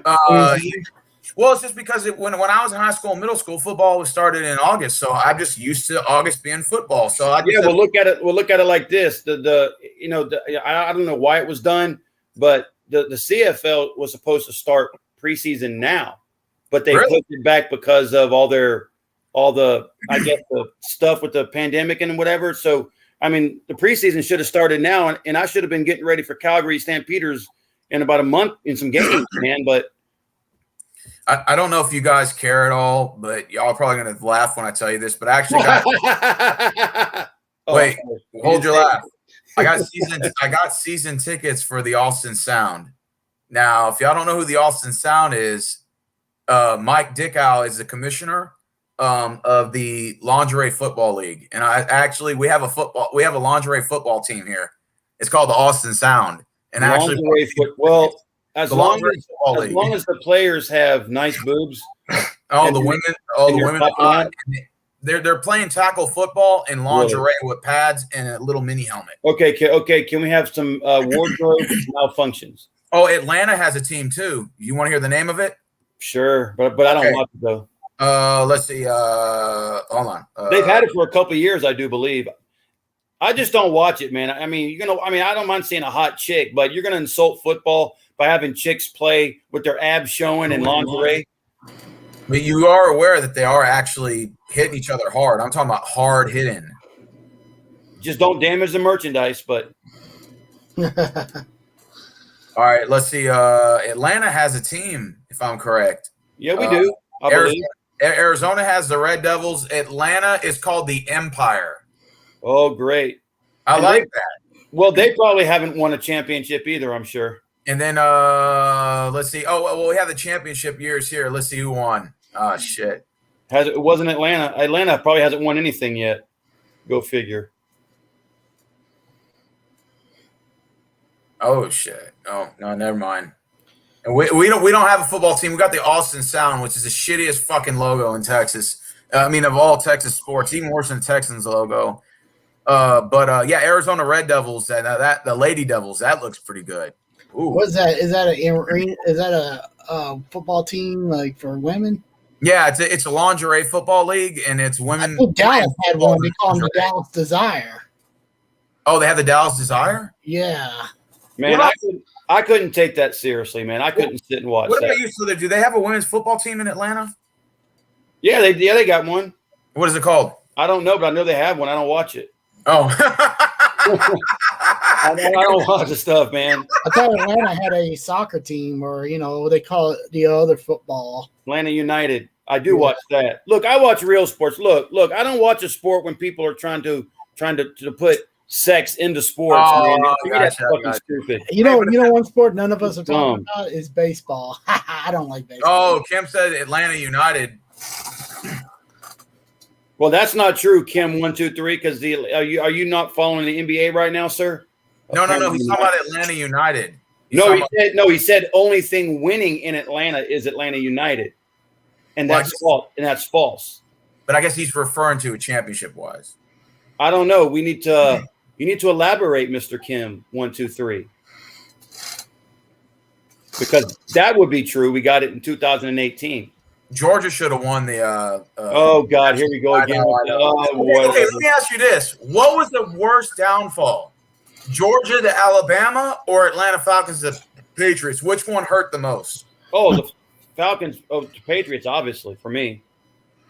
I actually disagree. I think the Georgia loss to Alabama was worse. Well, the reason why I disagree is because obviously I'm more of a pro guy. Yeah, but Georgia still has put some winning ball clubs on the field since then. Falcons haven't had a winning season, and it hurt more because look, not everybody's going to be a Georgia fan. Not everybody's going to be a Falcons fan. But when the Falcons are in the Super Bowl, every fan base in the state is going to root because it's the Super Bowl. But it hurt me worse. It hurt me more than the Braves losses in the playoffs or the Hawks. It was the worst. Hey, has Atlanta Thrashers or Dallas Stars ever won a NHL championship? Yes, 99. We won Thrashers, 99. Absolutely not. They went to the playoffs one time and lost in the first round. God Yeah. damn. The Stars won their only Stanley Cup in 99. I'm telling you, dude, man, Atlanta sports doesn't have playoff success, really, man. It's a bunch of choking letdowns. Oh shit! What about the WNBA? Oh god! I told you before. The WNBA went to 3 straight WNBA finals, and not only lost all 3 finals, they never won a game. Oh, they got swept. 0-6, yeah. Oh shit! Come on, man. I told you. That's why I tell you, this state is cursed. Dude, we're cursed in sports, man. Fuck. Exactly. Okay, what about the Braves got one? We got 1 World Series and 5 appearances. Yay! 1995. Great. Well done. Okay. If Georgia or Atlanta Falcons win, does that break the curse or no? Of course it does, because it's main sports and it's a champion. Of course. Okay. Because a curse happens. A curse is something that keeps happening. Obviously, if we win, it's going to be broken. Okay, I'll ask both of you guys this question. Who wins the championship first? Y'all go by city. Okay. Your college team, your NBA team, or your NFL team? Who wins one first? I'll let you guys. Who wins one? Like, who's most likely to win one before the others?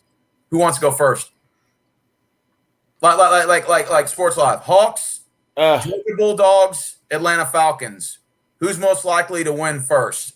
No, you said Georgia, Falcons, Braves, Hawks. Yeah. I think the Braves are most likely to win it first. Oh, okay. Nice. I You think? I Okay, think, what about you, Travis? honestly, if they're doing well and they end up becoming Rangers, adults, Cowboys, it'll Stars, probably be the Mavericks and Mavericks. It'll probably be the Mavericks again, because if they start playing really well with Luka and company, they might actually go somewhere. But I could see also the Cowboys if they finally get their head together. Finally get their 6th ring.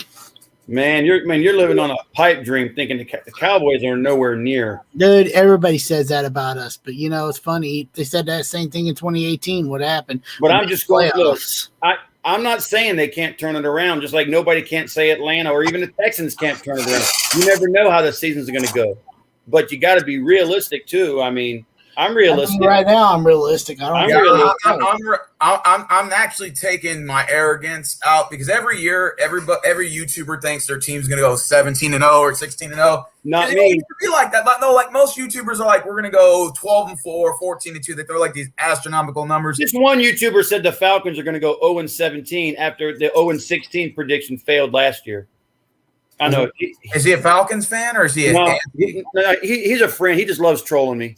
Oh, okay. I got the Texans winning. I mean, I look at our schedule. We open up against the Jaguars. Now, that 2 things could happen. Either one, we dominate a rookie quarterback, or number 2, they pull Mark Sanchez out in 2009, and Mark Sanchez came in our house and beat us his debut. I'm actually kind of leaning towards that. I think with Tyrod Taylor at quarterback, that's like sort of similar as a Matt Schaub situation. I think that we have a depleted defense. We've lost a lot of guys. We don't have any legit receivers except for Nico Collins. That's the only one we got. I don't like Randall Cobb. I don't like Andre Roberts. I don't like any of those guys. We got a bunch of tight ends and running backs. I'll give them that credit to that. We all even win a game. But we don't have Tyrod. I mean, we don't have a quarterback. We don't have legitimate receivers. And most importantly, we don't have any guys on secondary. We don't have any good linebackers. So as far as I'm concerned, I'm looking at a complete rebuild. I think this team is good enough to win, or bad enough, but good enough to win 3 to 4 games. I got them at 3 to 4, and that's being realistic. Yeah. And that's just like I have to look at the overall roster. I don't really think we have any depth. Again, we don't have a quarterback. We don't have any depth receiving. We don't have guys in the secondary. Lonnie Johnson, Bradley Roby. I don't like any of those guys. I'm sorry. That's just Justin Reed. I don't like none of those guys. I'm sorry. Our front seven defenders. I don't like any of them. We lost a lot of our defenders. We lost our nose tackle. We've lost J.J. Watt. Bernard McKinney, I don't even think he's here anymore. I think he went to Cincinnati or something like that. So we don't even have anybody. This right here is a complete rebuild. If anybody would be foolish to say with Tyrod at quarterback, who's a transitional quarterback, he's the Ryan Fitzpatrick. That's the same thing. He's just a transitional quarterback for the next guy to come in. Davis Mills, I don't know if I'm too high on him. Obviously, the front office sees something in him. That's still a year to 2 to 3 project right there. I don't think he's going to be a Deshaun Watson where he's just going to come in and make impact. Andrew Luck, that's going to come in and make impact. Boy, would I love Andrew Luck to come here now. But I see this team. I think they're going to be in a top 4, top 5 NFL draft pick for next year. I'm looking at maybe 3-4 wins. Let me ask you this, Steven. Yeah, you've always been a real passionate and realistic fan, and you've experienced the winning with the Rockets, because I think the Texans and the Rockets were winning at about the same time, and then even the Astros at the same time. I don't know exactly where the Astros are right now, but they're 500 and plus baseball's born around this time. Hey! I don't watch baseball. I watch baseball around after All-Star break. I got you. Yeah, but my question is, how does it feel as a Rockets and a Texans fan to obviously see your teams in rebuild mode with really no chance of winning? How do you stay motivated? I stay humble, dude. Everybody asks me that because honestly, I'm used to being. Well, first of all, if you include the Oilers franchise history, even though it wasn't my time, but if you include the Oilers and Texans collectively, they've only had 2 AFL titles. Collectively, 2 AFC championship appearances in 78, 79. We got our ass kicked by the Steelers and Bradshaw. Kicked our ass both games. You see, I can answer that question. The reason I believe is because you're what they call a loyal fan, just like myself. Root for the teams, whether they're bad or not, and you're realistic and you don't jump ship. Yes. I got to respect that. Yeah, because I used to be arrogant, and I used to say, well, the Texans are going to win 15 games this year. So now I have – as you get older, you mature a lot more. Yeah. Well, for most people, they're supposed to. But you take your arrogance out of it. You take your what they call homerness out of it. Yeah. You try to apply like an outside perspective because it gives a better logical answer. Yeah. And you're like, man, I'm looking at this roster. I'm looking at this, man. I see 4 wins out of you guys. Like, that's just me personally, like, because I don't want to set the bar too high. And then like, with Tyrod. Steven, I used to be a homer my early years on YouTube. Granted, I've always been a technically homer regardless, but the YouTube kind of brought out my first, maybe all the way up until like obviously after the 2017 season, I stopped because every time I came on and bragged about this and that, it always failed. So then I started to realize, hey, just be real, because then it'll make the pain less when we lose, but it'll make the wins that more exciting. Exactly. Okay, so let me ask you guys this. I know you say y'all don't do the whole like win thing and all that. Yeah. I mean, I'm not holding you to it, saying I'm holding your feet to the fire, but both of you guys, given an unbiased perspective, how many wins do you see your team having this year? We're not including injuries. We're not including all that. We're assuming fully healthy the whole season. Like, how many wins do you got them finishing off? Like, just from an unbiased perspective. Who wants to go first? Well, I was looking at the schedule, realistically speaking, and I was basing it on our division. The 2 teams that don't have good quarterbacks anymore. Really, Jameis. I see 4 wins right there. So I was looking 3 or 4 wins there. Definitely sweeping the Panthers, splitting the Saints, worst case scenario, maybe sweeping. Right. And then I looked at the Jets, and then I looked at the Eagles and Washington and Dallas and the Giants and the Jaguars and sprinkle in a few other. We got some tough ones with the Bills. But I looked at the 49ers, the Falcons, pending. Again, if the defense steps up and plays better, the Falcons, I believe, can be a 10-plus win team, 11, 12-win team. And that's not being a homer. That's just looking at the schedule and knowing that everything is based on our defense. But if we don't fix the defense, it could be an average year. I see y'all at 9-8. That's just me. I had Falcons at 9-8. As long as we get into the playoffs, I'm cool with that. I mean, that's what I want. I see a six. I see a six, fifth seed, a 6, 7 seed. You know, y'all get in. Metalberg, what do you got? What do you got? What do you got your team finishing at? Honestly, crazy to say this, but 11-6. You know, since we got an extra win in this year, I see some games that we can possibly have some trouble against. Yeah, Atlanta might be one of those games we may end up having trouble with because you know they gave us trouble last year. It's gonna be a good game against Atlanta, but we could lose the first one, but we possibly could finally beat the Chargers, and then we may beat the Eagles. Mm-hmm. But I could also see us somehow become. I can see this year basically being like almost like 2018, where everybody's like kind of counting us out because we were 6-10 last year. Everybody thinks we suck, and you know, the defense ain't fixed itself, and all of a sudden, all our defensive players start playing well, and we end up being pretty damn good. You know, it could happen. I mean, look, a change could happen.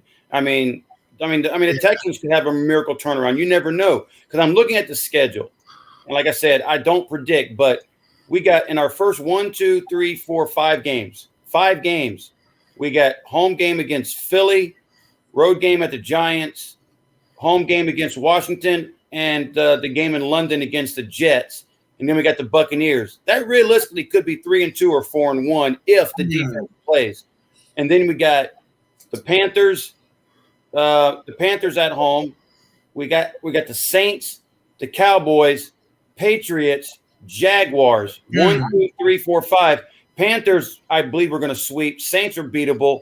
Cowboys are beatable. Patriots below 500. Cam Newton, not the same Patriots team. That's a home game. Jaguars, you know, those are some winnable games. And then we got Buccaneers, Panthers, 49ers, Lions, Bills. Now, Panthers, Niners, Lions, those are beatable teams for sure. So, I mean, I look at the schedule. The only games realistically that I mean, every game's tough, but every game that I'm not sure about are the Bills on the road. That's a tough one. The 2 Tampa Bay games because they just got so much egomaniac bought over there. And so, I mean, besides those 3 games, these games are winnable. Now, I know the Falcons aren't going to win every game against these teams that they should beat. I clearly know that. That's not going to happen. But I believe fix the defense, the Falcons could get 10, 11, 12 wins because the schedule says so. But it's a question of if the defense is fit. Steven's like, Like I said, I'm looking at my schedule. You know, Jaguars, we could probably split one with them. Titans, they'll sweep us. Colts, we'll probably split one with them. So I'm looking at a 2-4 division record, and then, you know, the outside, you know, we got the AFC East, probably going to lose to Dolphins, Bills. We could beat the Patriots. That's a maybe if you're right there. And I think we beat them last year. And then we play the Jets after that. Could be a win right there. I mean, it just depends on how Zach Wilson plays. But just realistically, I say the Texans finish 4 wins. I think that's realistically what we're looking at, 4 wins. Now, in that column, that's fine, you know, because like I'm just excited to see football back anyway. And I'm actually gonna troll the internet. I'm gonna get me a Davis Mills football jersey and troll everybody with it. That's gonna be funny. Yeah, I'm getting me a Nico Collins one too. As soon as I get the hey, jersey. You know what? I got a question. Speaking of, do y'all think there's gonna be full stadiums allowed this year? I hope so. Yeah, I guarantee you. By July 4th, we're going to get to celebrate. You know how every year July 4th, we go watch fireworks at like some random place that the city hosts this fireworks show. It's going to happen this year. It's returning because I heard that Dallas is already returning.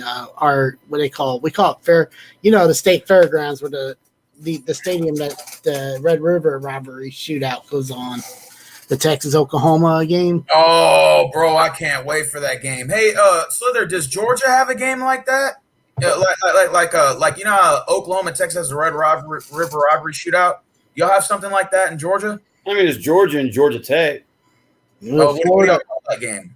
Georgia. What, say it again. Like what? Like Oklahoma and Texas. Every year we got the Red River robbery. No, it's Georgia, Florida. It's the world's largest outdoor cocktail parties in Jacksonville. So it's split 50-50. Georgia versus Florida? Yeah. And y'all play every year? Every year it's in Jacksonville, except for a couple of years they teetered at the own home. But it's in Jacksonville because Jacksonville is right on the border of Florida and Georgia.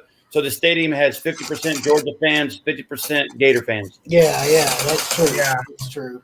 Yeah, I was looking at our schedule for Texas Longhorns. We got Louisiana, and then we got at Arkansas Razorbacks, and then we got the Rice Owls after that, and then we open up TCU. I think we go at West Virginia, and then we play Oklahoma. I think on the 7th of October, and that's really like our own Super Bowl. But allegedly, college football is supposed to expand. I don't know if they're going to do it this year, but they've had proposals for 6, 8, 10, 12, and 16. What do y'all think about that? College playoff expansion. They finally get a college playoff system that'd be worth watching instead of the stupid best four. That's So what do you think, Slither? What do you think about the upgrade to maybe 16 teams? So you're asking me? I'm sorry. Yeah. I'm texting at the same time. What was the question? What do you think about college playoff expansion? They're talking about extending it to 16 teams. I mean, I'm going to look, I guess because I'm getting older and I know how tough it is to win and everything, because throughout the years in all sports, there's always teams and players that are good enough to make the postseason in their respective sport. But unfortunately, the commissioners or the boardrooms, the ones who pick all this stuff, are the, like I said, in the basketball tournament, not every good team gets in, and they increase that. So if they can get, the youngsters to learn in winning environments and give them opportunities, that's great, man. It's good for, for fans. It's good for experience, and it's good to get away from real life. Are you all for college expansion? Because right now it's top 4. So you like the top 16. I thought, man, why didn't they do this 30 years ago? How did it take this long? Of course I do. Yes, absolutely. Because I figure there's 130 schools, total, they said, and that's not even including other schools they probably haven't mentioned. But let's just say the top 30 in terms of Division 1, 2, and 3 football. I figure if you're in the top 10, you should be in some sort of a tournament playoff. That's just common sense. So for 130 schools, even at 16, that's going to be hard to get into. But I think that's more reasonable jump. It's a more reasonable jump than because if you're ranked 25, you know how hard it is to get to 4. Unless one of those top 4 teams are on your schedule, which is going to be very rare, it's going to be hard to make that jump. But if you're ranked 25, you're like, okay, if I get in the top 16, I can make the playoffs. Okay, that to me sounds more reasonable. It sounds more of a reasonable jump than you just being in the top 4. We're just going to pick the top 4 schools, and it's going to be just Alabama and Clemson. All right, guys. So we talked a lot about football. Is there anything else y'all want to mention, or? What I'll mention is because I got to go. Is always great to be on your show. Always great to to meet new people. Metal, you keep repping. You met me before. I'm Travis. Okay, that's right. Cool. Yeah, and keep doing your thing, Steven. Let me know about the game. I'll jump on your live stream tonight. Are you doing a Magic Hawks live stream? If so, I'll get on. I will try to, but I got a female coming over. And what takes precedence over YouTube, right? Yeah, the poo nanny. You know what I'm saying? Hey, I got to pay full attention, man. So, but hey, do you have a troll account called Narcissist in the ATL? Because I see that pop up every now and then. Okay, I don't know who it is, but for some reason, whenever I go into certain streams, the streams of popularity. All of a sudden, that person's there. So I don't know if I don't know if he's connected to me mentally or speed dial. But I've seen him on Master at Works the other night when he was doing an EDP video, and he said Narcissist live in the ATL. I thought it was you at first, so I tagged No. But you want to know what? Unlike a lot of people nowadays, I don't get upset. I think it's, honestly speaking, it's an honor to have somebody spend so much time to mimic me. And it's actually quite funny because basically you're living rent free in their heads. I thought it was Sports Life because he kept saying, "What's up, my dude?" and he kept talking just like you do. So I thought it was you. They are perfectly there. And trust me, if you're on long enough, that person will probably find you here. But look, I found anytime you can get anybody to imitate you and spend a lot of time, following you around. I mean, it's creepy in a way, but it's also funny and honorable. So you take it as a humor then, more of a humor thing. Yeah, I don't take things serious like that anymore. I'm like, whatever, it's funny. I mean, look, some of the things he says are she. It could be a she. Even I laugh at. And what I do sometimes is I'll poke jokes. I'll be like, yeah, narcissist, I know you're a female, man. Let's get together. Let's do the net. I'll say stuff. Sounds like that person's living rent free in your head, and I mean, letting you live rent free in their head. Man, I saw one comment that troll count made, and it said like something like, "I know what I'm talking about because I cover Atlanta sports for over 40 years. I know what I'm talking about because I'm always right, my dude." I'm like, oh. Yeah, I mean, it's funny. I mean, look, like I said, if somebody's going to take all that time, it means you're doing something right. And look, and even though it's a trolling kind of way, I've connected with that person. So it's funny to me. It's funny. No hate. But I bet it's still a female though. I bet, right? Yeah. Hey, Dave. That's crazy. Yeah, it is. All right, man. Hey, Steven, I'll talk to you later, my dudes. All right. See you, man. Are you still on, Travis? Yeah, I'm here. Yeah, I mean, all right. So I want to go over your schedule real quick. Yeah.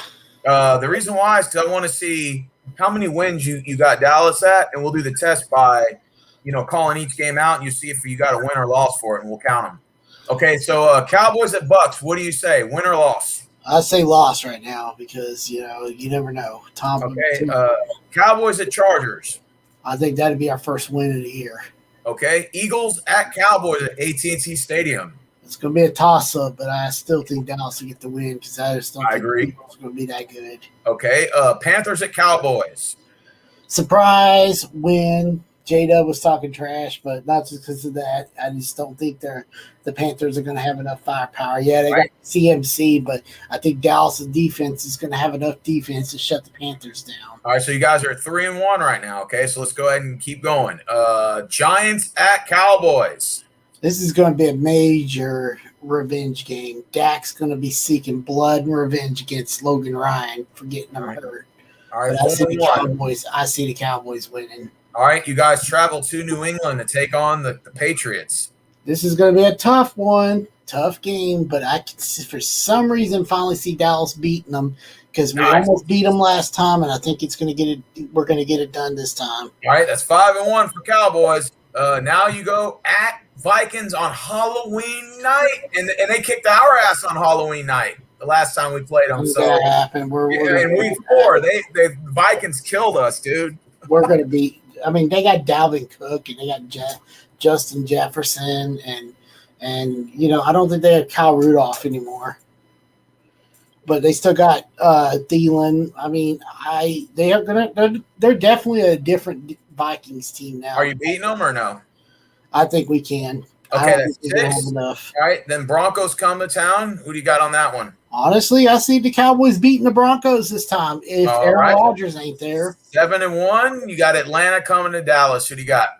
Oh, God, Sleeter's going to hate me, but I really see Dallas beating Atlanta. All right, 8-1. All right, y'all go at Kansas City. That might be a loss. Okay, then y'all host the Raiders. I know Duke Ballard is going to hate me for saying that, too.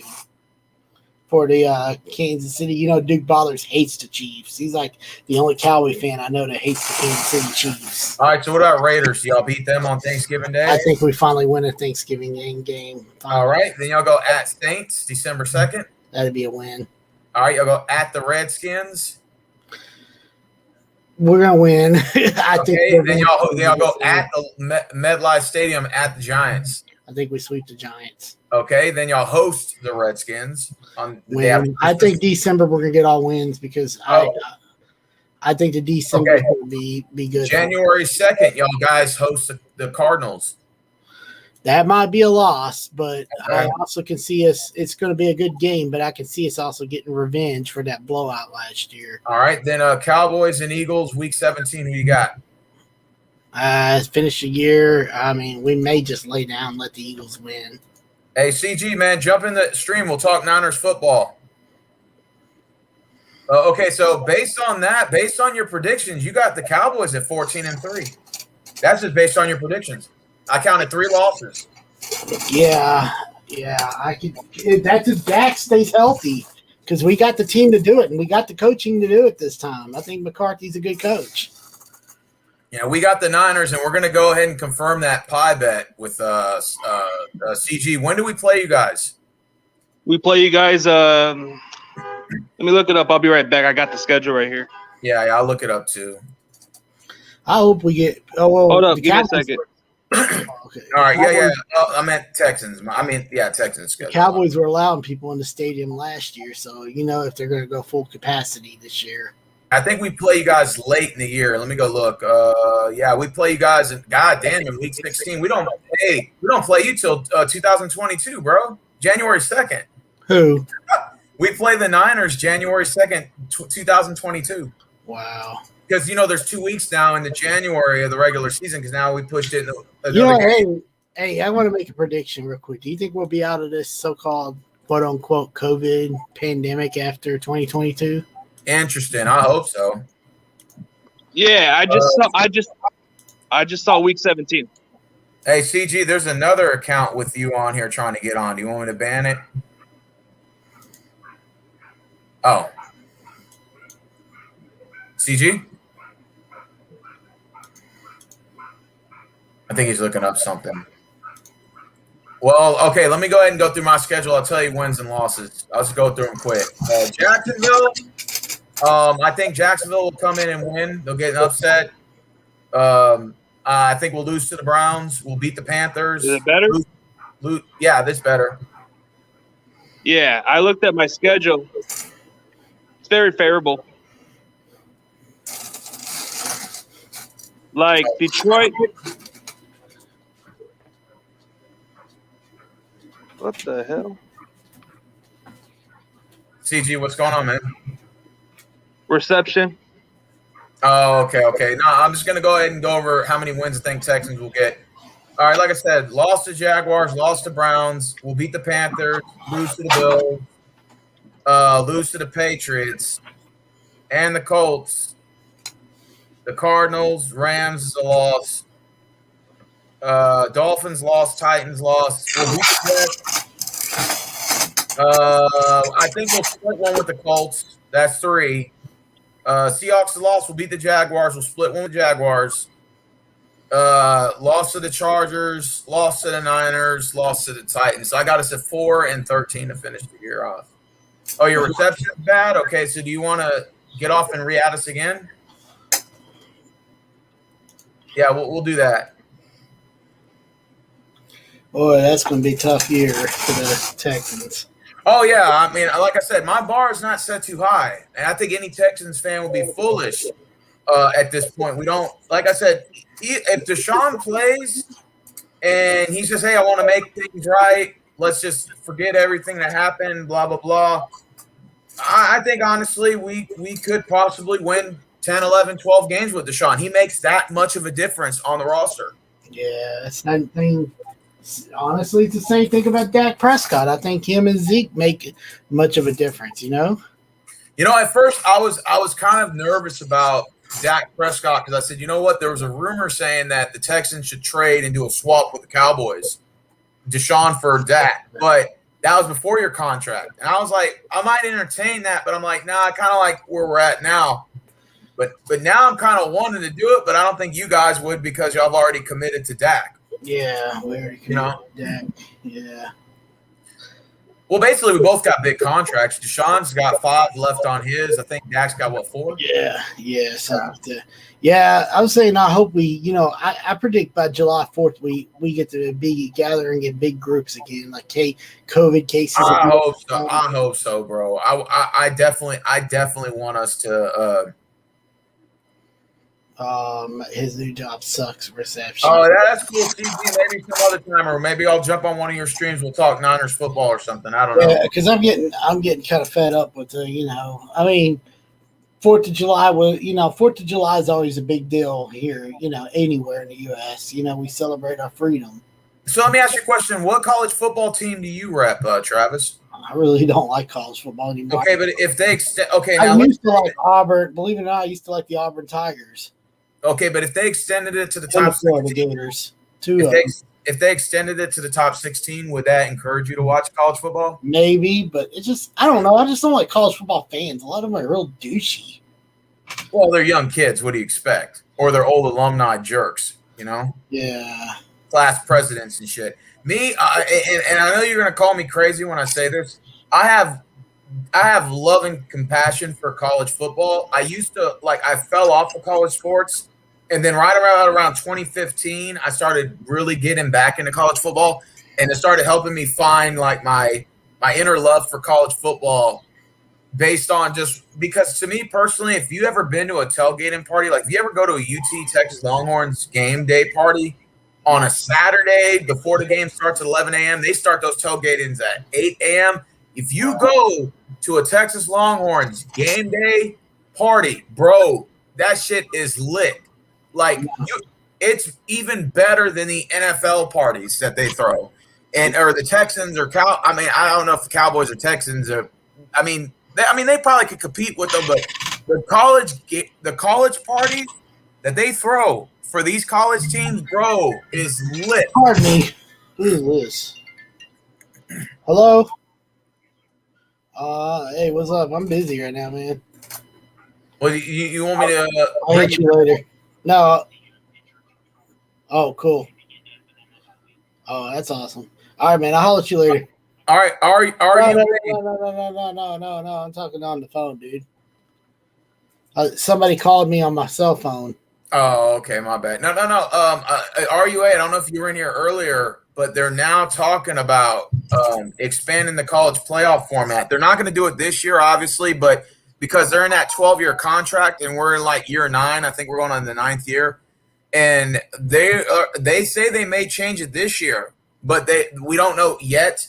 I hope they change it this year, but allegedly the rumor is the format is 6, 8, 10, 12, 16. Now, I think realistically 8 would probably sound like the next jump that they would make. I think that to me sounds like something to meet in the middle. Like I think a top 8, that's fair. But honestly, I would not be surprised if we eventually see a Sweet 16. I was just going to say this about college football fans. They remind me of the fucking plaid shorts, sandal wearing, khaki shorts, fucking, collared t-shirt, fucking frat boy, douche looking guys. That's mostly what college football fans remind me of. Really? Or the shirtless dude that's always drunk and acting like a jerk. Dude, I've met some UT Austin fans that have been really, really bad. Oh, okay. I'm not ready to kick their fucking ass. You gotta understand, they're like between the ages of like 16 and 20. I mean, to be fair. So I mean, but no, I get what you're saying, that they had like that little high school douchebag mentality. Yeah, they also act like that rich boy mentality. Like everybody's wearing like collared t-shirts, like of their school logo, or they're always wearing like the plaid pants. They're always crowding up the fucking local bars around here and shit. But you know where you should sit at? You should sit in the alumni section. That's really where like you see like the older guys that are like 25 and up. Yeah. And you see the guys that are like that even go in their 50s, 40s, and 50s. I went to UT, I'm talking like 30, 40 years ago, and they still go to these games. There was actually a University of Texas high star restaurant downtown in Houston before it got shut down during the pandemic. And I went to a couple of Longhorns games there to go watch it. And let me tell you something. It was lit. And everybody that was there, with the exception of a few people in their 20s and stuff, like around like my age and stuff, most people were in their 40s and 50s. They were all like 40s and 50-year-old. And I'm like, and they were telling me I don't know. they went to games back in the 80s. Believe it or not, I'm not a fan of SMU's in Dallas, right? Yeah, that's what is that? What is it? Methodist University. What is their team name? The Mustangs. Ooh, yeah, I think so. Yeah. Yeah, the thing about they were in the Southwest Conference for a long time. They had Craig James and Eric Dickerson went there. Oh, I didn't know that. Wow. And so did Cole Beasley. Used to play for us, and now he plays for the Bills. Yeah. I know who he is. Yeah. I know who all 3 of those guys are. And Emmanuel Sanders went there too. He used to be the Steelers and the 49ers receiver and the Saints receiver. But to tell you the truth, man, SMU is a rich boy school. Like everybody goes there. Like they crowd up the bars here and shit. They're so stuck up. So is SMU the only college in that area, or like is there any other big colleges like rival colleges? TCU's in Fort Worth, and then UNT, University of North Texas, is in Denton. What about Baylor? Baylor's in Waco. That's down there near Polston.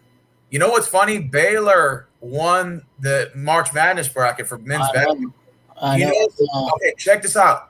Do you know that that's the only school in the history of Texas, other than another? There was one other university called Western Texas State, but they're no longer around anymore. But they won in like 1966 or 67 or somewhere, 76, I think. And Baylor made the Final Four in 1948, and the University of Houston Cougars with Clyde Slam, you know, the whole Keem Olajuwon, Clyde Slam-Ajama duel, they made it to 2 national championship games, but they never won those. They lost to NC State, and I think they lost to I forgot what the other team was, but they lost to NC State and I think North Carolina at that time. Or no, it was Georgetown. That was when they had Patrick Ewing. So Patrick Ewing beat Hakeem Olajuwon in the national championship game in college. Okay, but the funny thing is that no Texas school currently has ever won a men's March Madness except Baylor. Believe it. Yeah, well, Baylor did it this year. Tech was in there years ago. Dude, Baylor and U of H both made the Final Four. That's crazy. Yeah, Tech. Baylor beat the brakes off of U of H. Yeah, Tech was in there like years ago. You know, Texas Tech. Yeah. Yeah, I know you don't like the Red Raiders, do you? I mean, I like who is that one quarterback that came out of there? Harrell. Yeah, and then I like the receiver that used to play for the Raiders. Crabtree. Yeah, is he even still in the league? No, I don't think so. Oh yeah, but he was okay. But don't get me wrong. Don't get me wrong. SMU is a decent school, but like you said, I've known people went to Lubbock before. They said it's too spread out at Lubbock. Like it's like man, you know, it's like you have to literally almost like walk miles just to go to the next dorm there. So Texas Tech is pretty spread out. Let me ask you a question about Deshaun Watson. Obviously, there's a rumor he's going to settle, which that should obviously be the case, just to get rid of it. Do you think he stays in a Texan, or do you think he's gone? I think he'll stay. You think he'll stay? Wow. I think he's gone.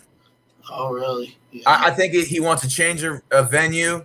I think it's just a bad stigma now. So that's another thing. Can I brag about this? That's why guys like that got to be careful of these females nowadays, because a lot of females pull shit like that. They clout chase. Well, let me ask you this. Do you think Deshaun Watson did any of those things that they're claiming he did? No. Okay, so you think he's innocent. Okay. Yeah, women will do that these days. It's sad. They'll clout chase. But here's the sad thing about it, and let's just be honest. This is Deshaun Watson's fault here. Who the fuck needs 22 masseuses? Yeah, that's true. I mean, think about it. That's just common sense, bro. You don't need 22 masseuses. So you know damn well that Watson was fucking these girls like they were prostitutes. Let's just be honest. He was fucking them and paying them. I think somewhere along the line he either fucked them over on paying them, which sounds like a reason, like the thing he might have did. But a part of me feels like I think he promised them either more money on the back end or he promised them a relationship and never gave it to them. See, I don't mean to say this against Watson, dude. I'm gonna be honest with you, dude, 100%. And no disrespect, but you know how you talk about on your channel when you don't talk football, you talk about relationships and stuff. Yeah. Watson, basically, what he did is basically contributed to the hookup culture. Of course, I'm not downing him. He has every right to do what he wants to do. But I think honestly, when you get involved with that many people, woman or man, I think you're just asking for trouble. Yeah. Does that make sense? Because that's like, okay, like you can have 10, 15 girlfriends, and that sounds fine on paper. You know it, and I know it. Like I'm not gonna lie, I'm not the best looking guy. And if I had like 5 girlfriends, I'm thinking, oh, I'm a man. Look at all these women, I gotta have a man. But then also when shit goes downhill, then that's what a lot of drama, a lot of baggage that comes. So then you have to worry about waking up, your tires are splashed. Let's say somebody throws a brick through your window in the middle of the night. let's say somebody sends your grandmother something like a nasty letter or a nasty hate message or something, or spray paint your garage. All that drama comes from that. So sometimes, you have to be careful about getting involved with that many women, because if once they start developing feelings for you, or let's say women are driven off their emotions, dude. I know. Imagine how it having 5 girlfriends sounds fun on paper, but there's a lot of drama that comes with it too. And a lot of guys that do that are just doing it for the attention. Well, that, and they're just doing it, to add, self-worth, to think they're cool. I mean, I get it, but it's a lot of drama that comes with it too, is my point. Yeah, it is. And that's what people don't realize, it's like there is a lot of drama with it, and it's just like it's an attention thing. It's like they're doing it for the attention, Well, I'm not gonna lie to you, man. I remember at one time I was talking to like 4 or 5 chicks, right? And I thought I was the man. I'm like, man, I had like 4 or 5 chicks I was talking to at one time, right? I remember one, her name was Holly. It was a white girl. I was talking to Christina. There was like 3 or 4. There was like about 4 or 5 chicks I was talking to, right? And I ain't the best looking dude in the world, but I was talking about 4 or 5 chicks. And I'm like thinking, man, I'm on top of my game, everything like that, fresh and young, 17, 18 years old, thinking out cool and shit. And I'm like, man, look at all these bitches I'm talking to. I'm the man, And then just to kind of find out, man, it's a lot of like drama and stuff, because it's like either there's financial problems going on with all of them, they're asking you for money, or like it's there's other dudes, and it's just like I'm careful. Like, I'm gonna be honest, dude. Nowadays, since I'm 35, I'm careful about meeting women like that, because it's like if they first thing they start doing is asking me for money, adios, I'm out of here. Fuck that. Well, to be fair, if you were a woman, wouldn't you do the same thing though? If dudes are just expecting sex and you're like, well, at least I get something out of it. Yeah. I mean, to be fair, but now I get what you're saying. As a guy, you're like, I'm covering my end, but as a woman, you got to kind of respect her side of it and saying, okay, well, what am I getting out of this? You see what I'm saying? So there's nothing wrong with, like, if she's your girlfriend, spend money on her. But it's like, if she's just a random girl you're like talking to, why are you expecting shit out of me? You ain't with me unless you actually want to be alone. Bro, I've had females ask me money and I haven't even been on a damn date with them yet. I know. I've had that giving your ass no damn money. I've had that happen too, dude. But to be fair though, I think it sort of benefits at the end. And the reason why I say this is because if you think about it, and they're asking for money, you then can spot them at the very beginning and just cut them off, like right there and then. So that way they don't try to like be all buddy and sweet talking and pretend to be your friend and manipulate you. Then that's when you start getting. I've told you in the past by girls that I've actually talked to, all these strippers and shit. I knew you through friends. Yeah. That's why I don't talk to them no more. It's like all those girls don't give a fuck about you. They just want to see you at the club, or they'll see you around. They don't even fucking care. Exactly. Exactly. The Packer fan tells the truth. There's a lot of those these days. Gold digger bitches.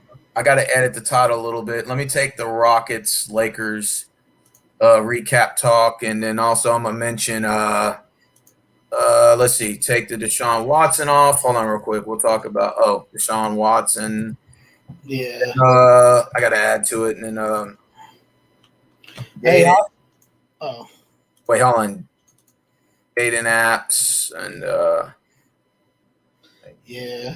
Relationship talk. Yo, hey, actually, remember I told you, I'll admit it here on camera that I actually, you know what I told you. I actually, what did I do? Oh, I paid for Tinder, and it turned out to be a waste of time and waste of money. But, I can regain that money back quick, no worries. Mm-hmm. It's no worries, but it's just like, still, you have to take a gamble, you know what I mean? But, I seen what it's about. I got, not getting many matches, not because I'm ugly or nothing, just it shows right there, like they say about dating apps. The ratio of men and women is pretty bad. It's like 1,000 men trying to simp out and basically holler at one woman. But you got to admit, if you are the one guy that gets picked, though, it's kind of a blessing. Yeah, it is. Yeah. It kind of puts you on like a certain Another thing you got to do when you do talk to women, you got to kind of like I was watching a guy make a video about this, and he actually was telling the truth of dating.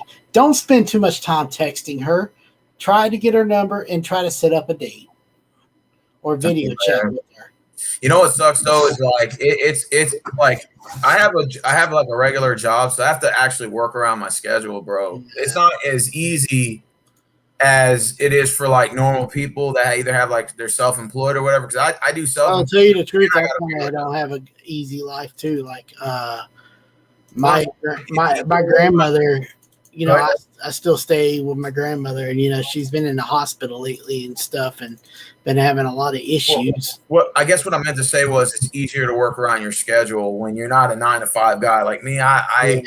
Like for example, I'm off today, so I can be available, but tomorrow I work 11 to 7 or 10 to 7. So I'm like from 10 to 7, I can't do it, you know, because I have to be at my job. So it's kind of like it kind of sucks that when you have to work around your schedule.